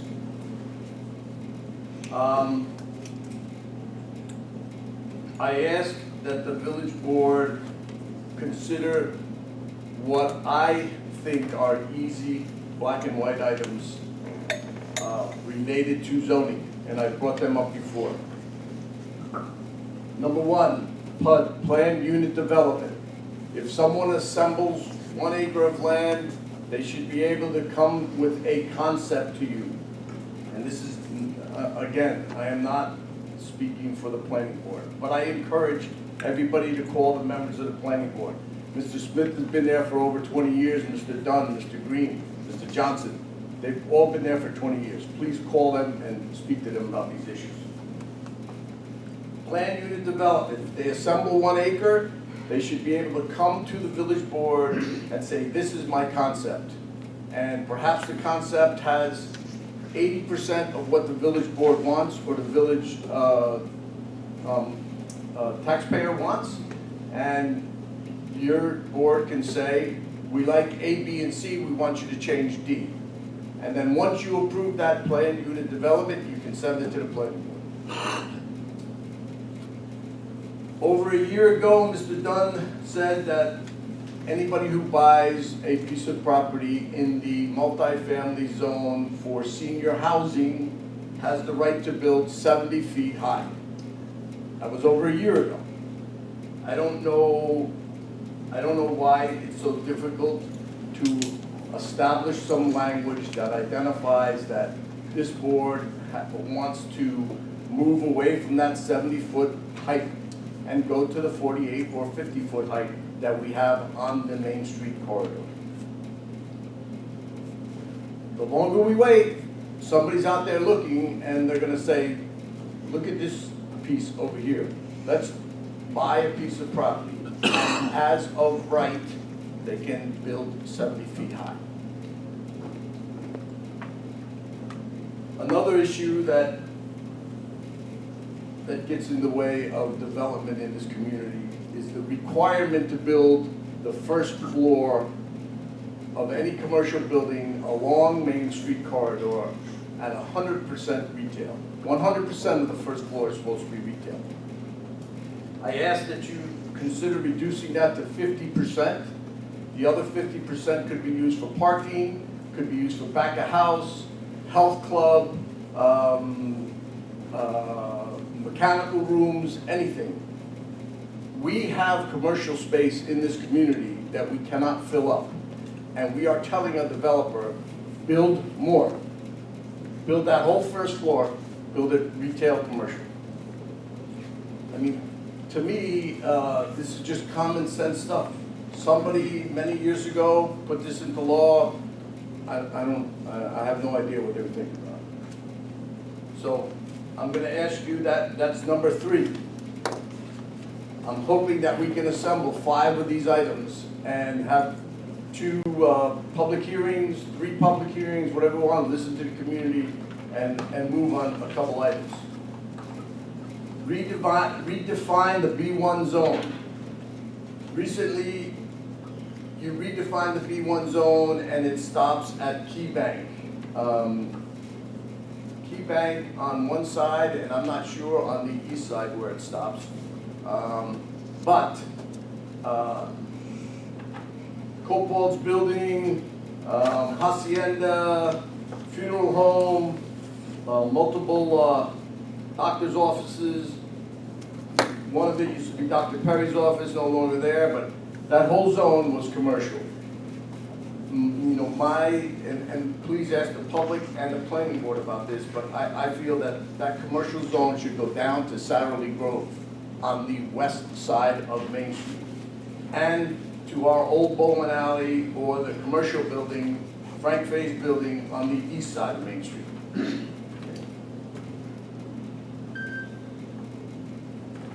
The last thing I'd ask you to consider is allow 2-family construction in the R3 zone. That will impact probably 48 pieces of property. You know, I did a quick evaluation of the R3 zone, and we have the potential of bringing in an additional 48 families.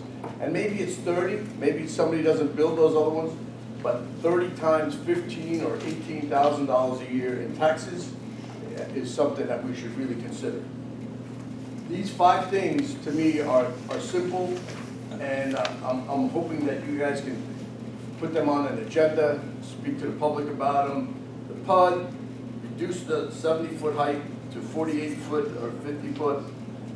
Commercial space on the first floor should not be 100%. Redefine the business zone and allow 2-family construction. And then I put some bullets down. I would like to strike the planning board should task the first bullet, because I didn't get a chance to speak to the planning board, the members of the planning board. So I would like to strike that, and I'll bring it in next time.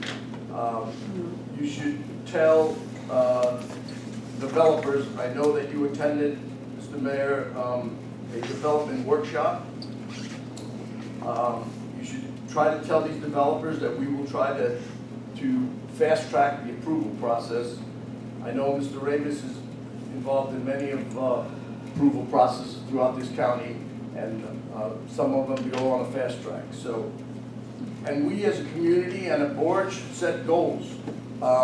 We should try to get 2 or 3 projects started. I don't know why we can't get traction. I don't know why it took us 2 years and then all of a sudden everything died for 4 or 5 months. General question is, who is responsible for emergency management in our community? And then another question related to that is, are they qualified? Over and over we see serious problems, whether it's rain, snow. We have a train line down here, toxic burning trains, you know, an accident or whatever. So we need to make sure someone is qualified to sit in this position and has done a what-if analysis. What if this happens? What if this happens? What if this happens? Recycling plastic bags is not important. I brought this next one up multiple times. There's no parking in your front yard. Main Street and Mountain Avenue, visitors who come here go down Mountain Avenue and or Main Street, and people are parked on the grass in the front yard. And I'm not saying that this is one weekend that they've had a large party. It's consistent that people are parking on the front yard. If everybody parks on the front yard, this is going to look like a really... Okay. And then can someone summarize the AOG meeting, please? Thank you. Thank you. Anybody else? Yeah. Tricked you, Mr. Dino. Ron Malcolm, 7 Perry Avenue. I appreciate the comments about the residential zoning. And I just want to remind the board that after the business district was approved, you finalized it, it was voted on, you changed the business district parameters. You said that you would tackle the residential zoning next. So please consider it. Before the meeting today, I brought up Google Maps and I really zoomed in, and you can see the lot sizes, and there is room in the village for development. I see residential buildings going up, not business buildings going up. Allow property owners in the residential areas to make a profit on their buildings and their land.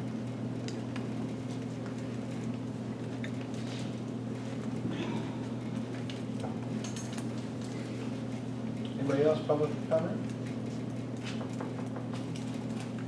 Okay.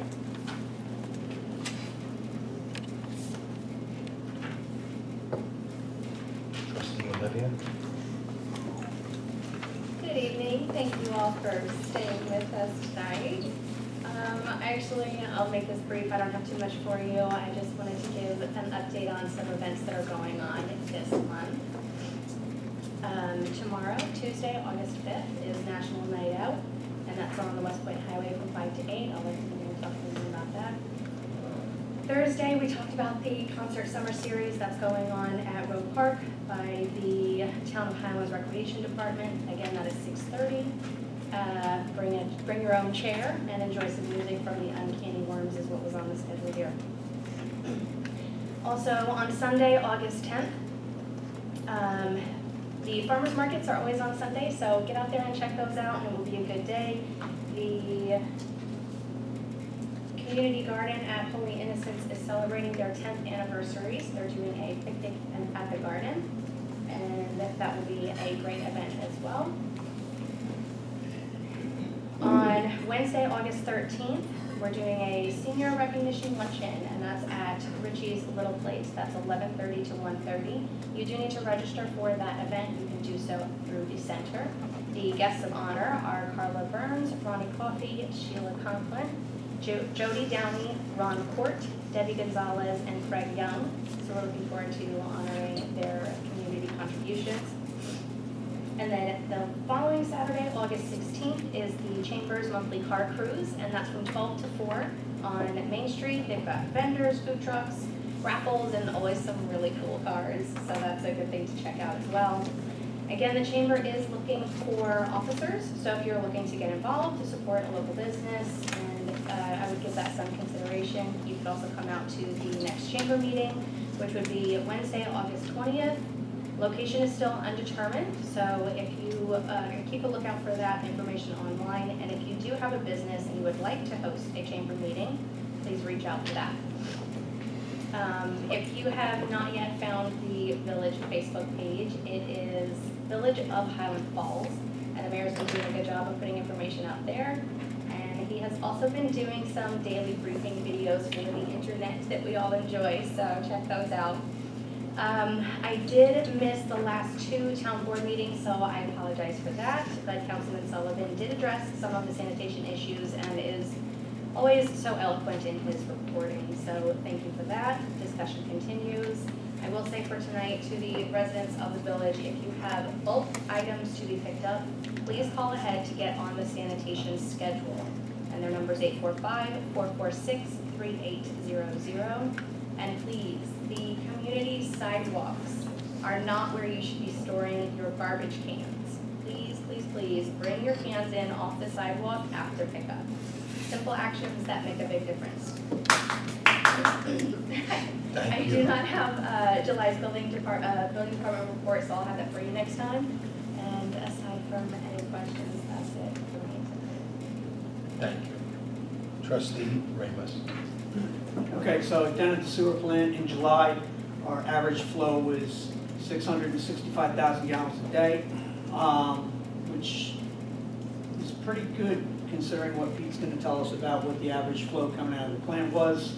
Our rainfall was 3.4 inches for the month. That also helps with our flow rates. I think some people aren't putting their sump pumps into the sewer lines, so that's another good thing. TAM, they took out of there, the sludge handling was 82,100 gallons. We're definitely working on that. We're waiting on some custom fittings for the transfer pump, but they are custom fittings, and they're just taking a little bit more time than anticipated. The men down there have done all general maintenance on the plant, the pump stations, everything seems to be working well on that. All the samples have been taken and sent out to the DEC as required, and the flow meter at the plant has had its annual calibration, and I'm just waiting to get the information back on that, but nothing really jumped out. A couple other things. Everybody's talking about water, so August is National Water Month. You can go on the web, pull up National Water Month. They got a whole section with some nice videos on there, but mainly they're talking about sources of pollution. Four of the main ones are industrial. We really don't need to worry about that here. Agricultural runoff, another one we're not really too concerned about. Sewer system failures, that could be something that we definitely should be concerned about should something happen. And household chemicals. Household chemicals, anything that you're putting into the toilet is getting through the plant somehow, some way, or if you're putting it into the drainage manhole, and it's making its way to the river. Not good for the environment. Some of the things that we can do that you would find on that website is, instead of washing the car at home, take it to a car wash, because they are required right now to recycle water, and it definitely saves not only on the environment, chemicals, and so on, but on water as well. Another thing that they have on that website is clean up after your pet and dispose of it properly in the garbage. If you have a garden, use organic fertilizer instead of something that's phosphorus. Medications, we have a medication drop box at the PD. Don't flush medication down the toilet. And leftover paint, oil, there are proper ways to dispose of that. The county has them. And oil you can take to just about any service station, and they are required to accept them. Just to piggyback on some of the things that were said by Trustee Olivia, Mary Jane has a bulletin board. Great place to go look for things that are happening here in the village and outside the village. But it's right there, right in the local paper. Saturday, there was a bake sale at the library for school supplies. They are also going to have a table at National Night Out. Anybody who would like to donate to help some of the less fortunate children get some school supplies, show up there and give a donation. And I have something that we need to discuss, and I brought it up in the past, about the Muni Collab. It was something that Mr. Tilo brought up about fast tracking. And what we need to do is, and this is for the planning process, and it's a portal where the applicants actually upload everything. Kind of saves time at the planning level, and it would be out there for everybody to see. So if we can talk with the supervisor, sir, and I have somebody from Muni Collab that would like to give a presentation to us. It would be to the town, but yeah. Yeah, but if the village, I think we should have a say in it as well. Because at the planning process, we should have a say what's going on. I mean, and would have our code updated in there and everything as well. Sure. That's it for tonight, sir. Thank you. Trustee Carroll. The water report, we were doing 620 gallons of water per day. That's a good average. The water storage tank level is at 30 feet, 30.2. That's also good. The only thing going on, we had to shut on 7/31. We had to shut the plant down from 11:45 at night to 8:30 the next morning, due to the turbidity and the level of the raw water. So that was the only major thing. Outstanding issues, in-house water pump has been ordered. So that's not much going on there. The Bog Meadow, the water level's at 87%, so we're in great shape. The lower Bog Meadow, the spillway is flowing. Jim's Pond also, the water is near the top of the spillway. 9W Reservoir, water is flowing over east side of the dam. So everything is looking good there. In the weeks ahead, the water department received an additional proposal to update the main control panel. Need to compare equipment between the two proposals. They received a price and availability for the backwash pump, waiting on a second price. All right, and they rebuilt the RPZ. So everything seems to be going good at the water plant. But I really think that an open house is called for. And, I'm not saying one way or another about the fluoride, but I think that, after we go up there and talk to the manager there, and we take a look at the things that he pointed out. I talked to him on the phone today. I want to see that stuff as well as everybody else. And, I'm concerned. It was me that said that if that's doing it to that, what's it doing to our lungs, or our esophagus? So, I'm just questioning what seems to be common sense. I'm not saying it's dangerous. I'm saying let's look at it and make our own opinion. Thank you.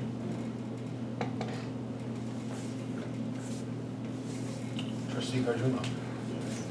The DPW report. I guess you guys see the DPW guys out there a lot. I think they're really stepping up to the plate and doing a lot of really great work.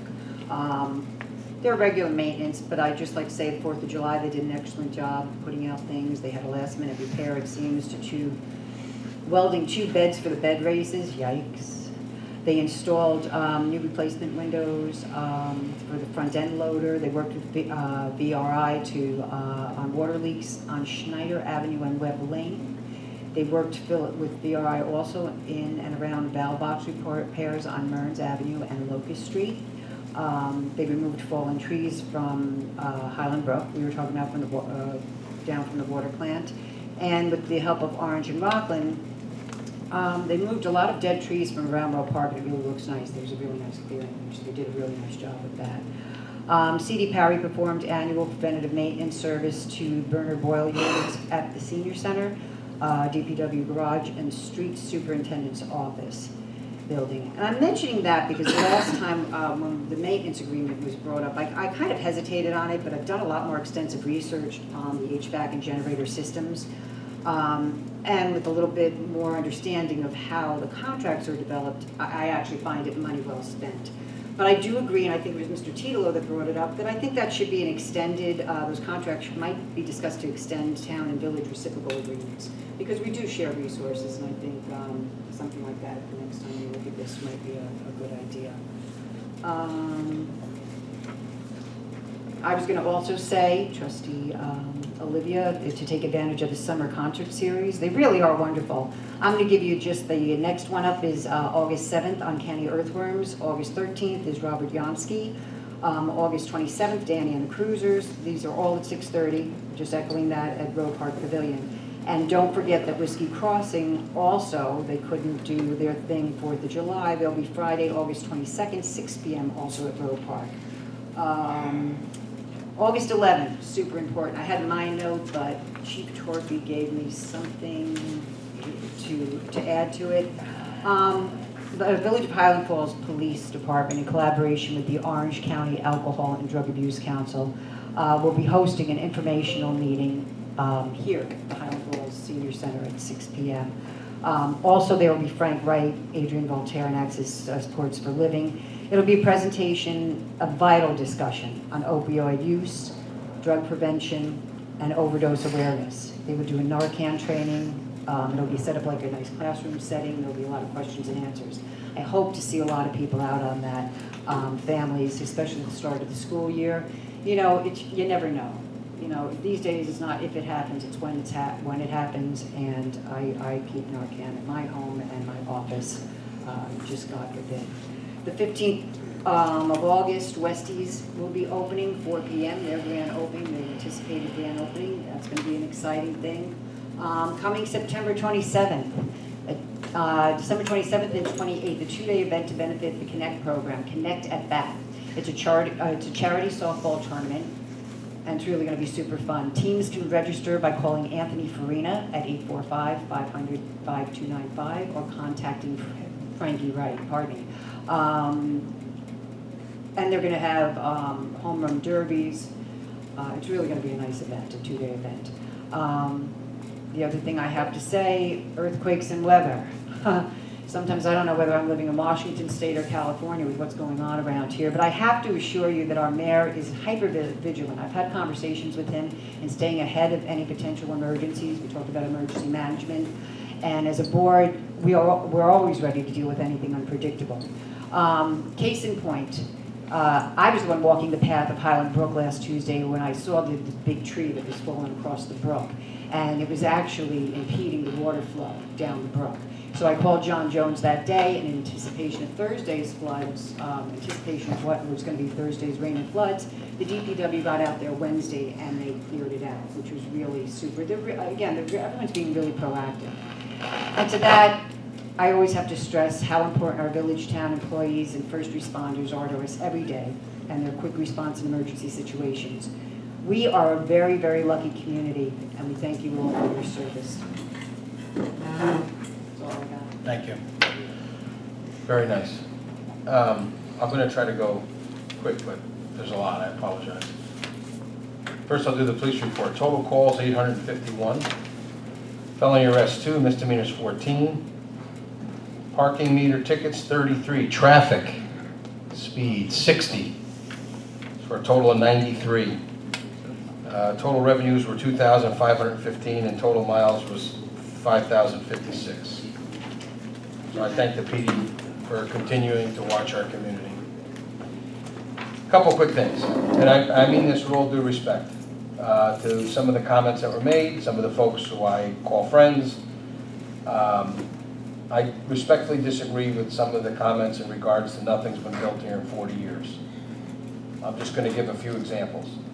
Villa Park Apartments, Windhaven, Walgreens, Navy Federal, used to be an old bus garage, abandoned just for storage. USAA did a major $1 million plus upgrade. Navy Federal did a multi-million-dollar upgrade. Walk Hill Valley Federal Savings Loan did a multi-million-dollar upgrade. So I agree that we're going to make some changes. We have some work to do, but I also think that we have had some development, and I also think that we have some unique developers that we're trying to deal with.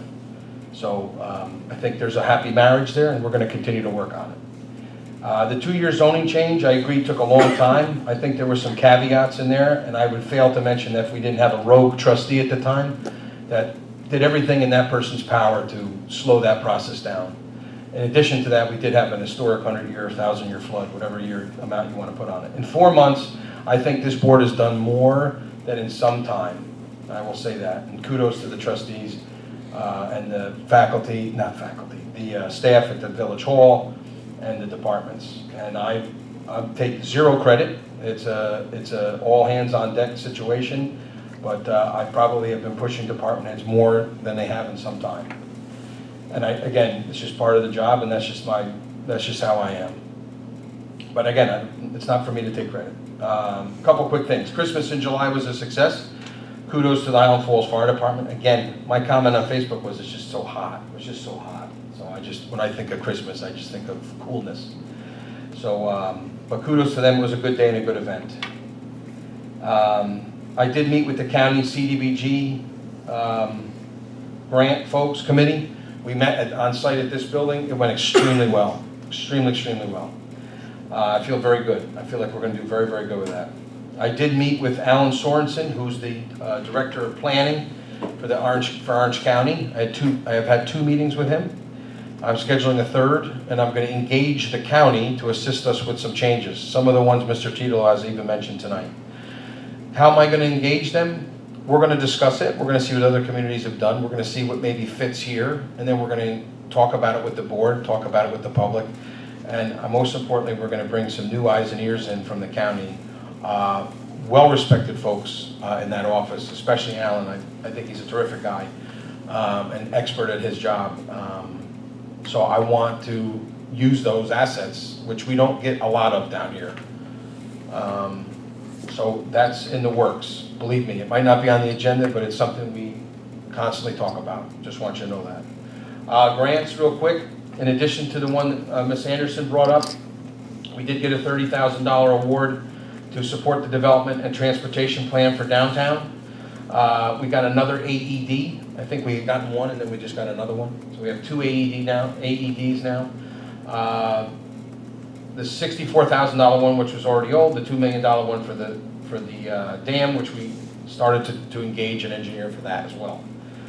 In addition to the New York Ford, which I'm not going to do tonight, but I know that we're looking for an update. There's a lot involved, and I'll have new stuff for you probably by next meeting. National Night Out is tomorrow from 5 to 8. It's going to be big. It was very big last year. West Point, State Park Police, State Police, FBI, CIA, I don't know. So many acronyms I can't even keep track. There's going to be hamburgers, hot dogs. There's going to be all kinds of vendors, giveaways, stuff like that.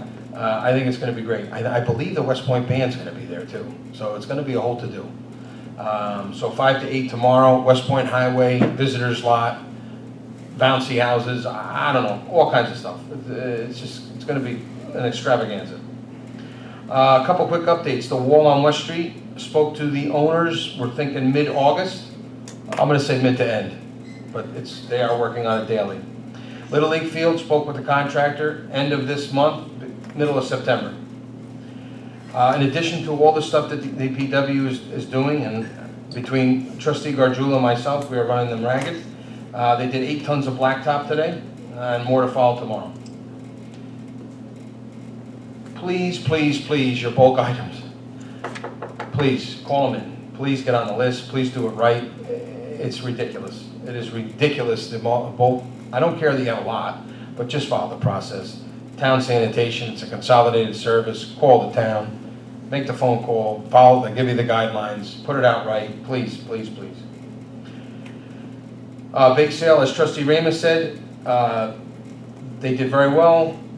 All the proceeds were to go to school supplies. In addition, the only thing I'm going to add is that you can also sign up at National Night Out to get the supplies. So you can donate and sign up to get the supplies at National Night Out.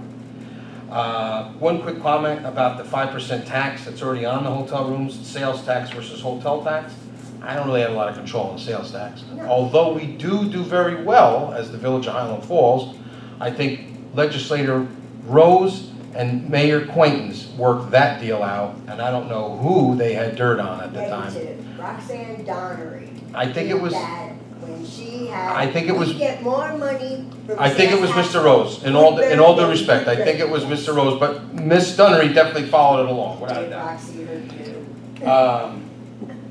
So that was that. We'll give a credit to both of them.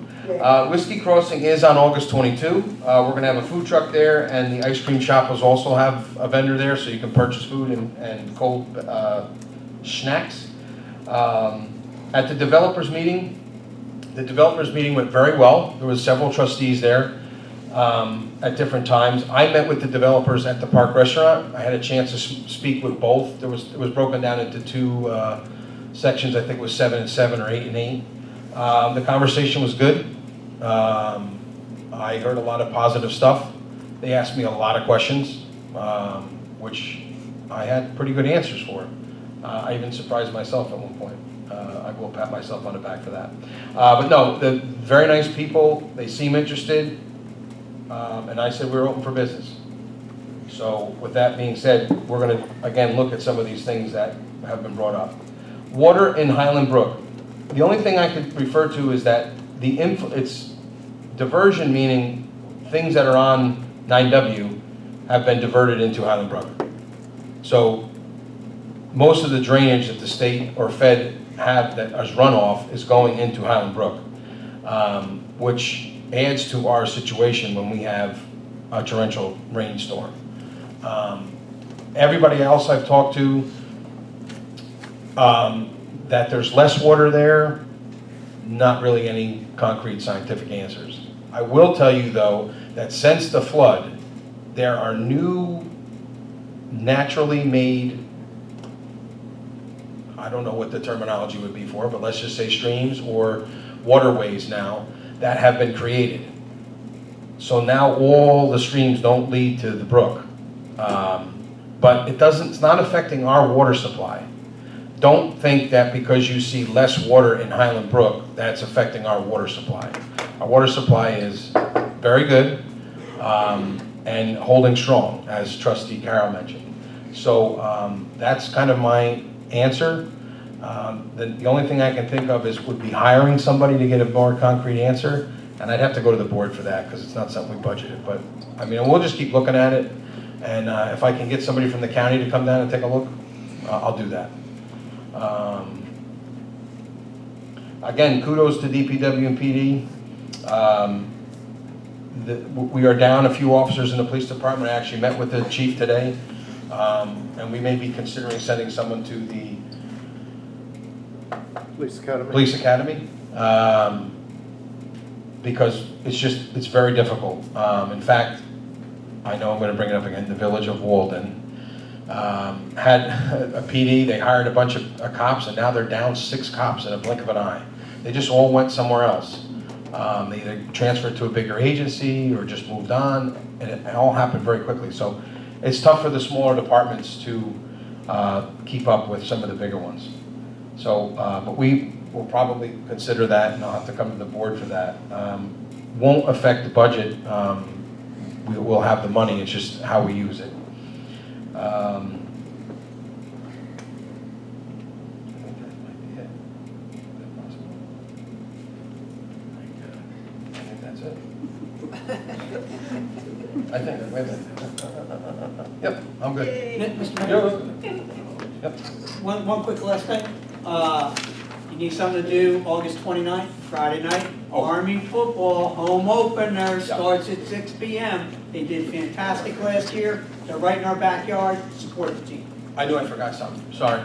Mr. Tilo, who's responsible for emergency management? I appoint 2 people, a coordinator and a deputy coordinator. Eric Smith is our coordinator. I have complete confidence in Chief Smith.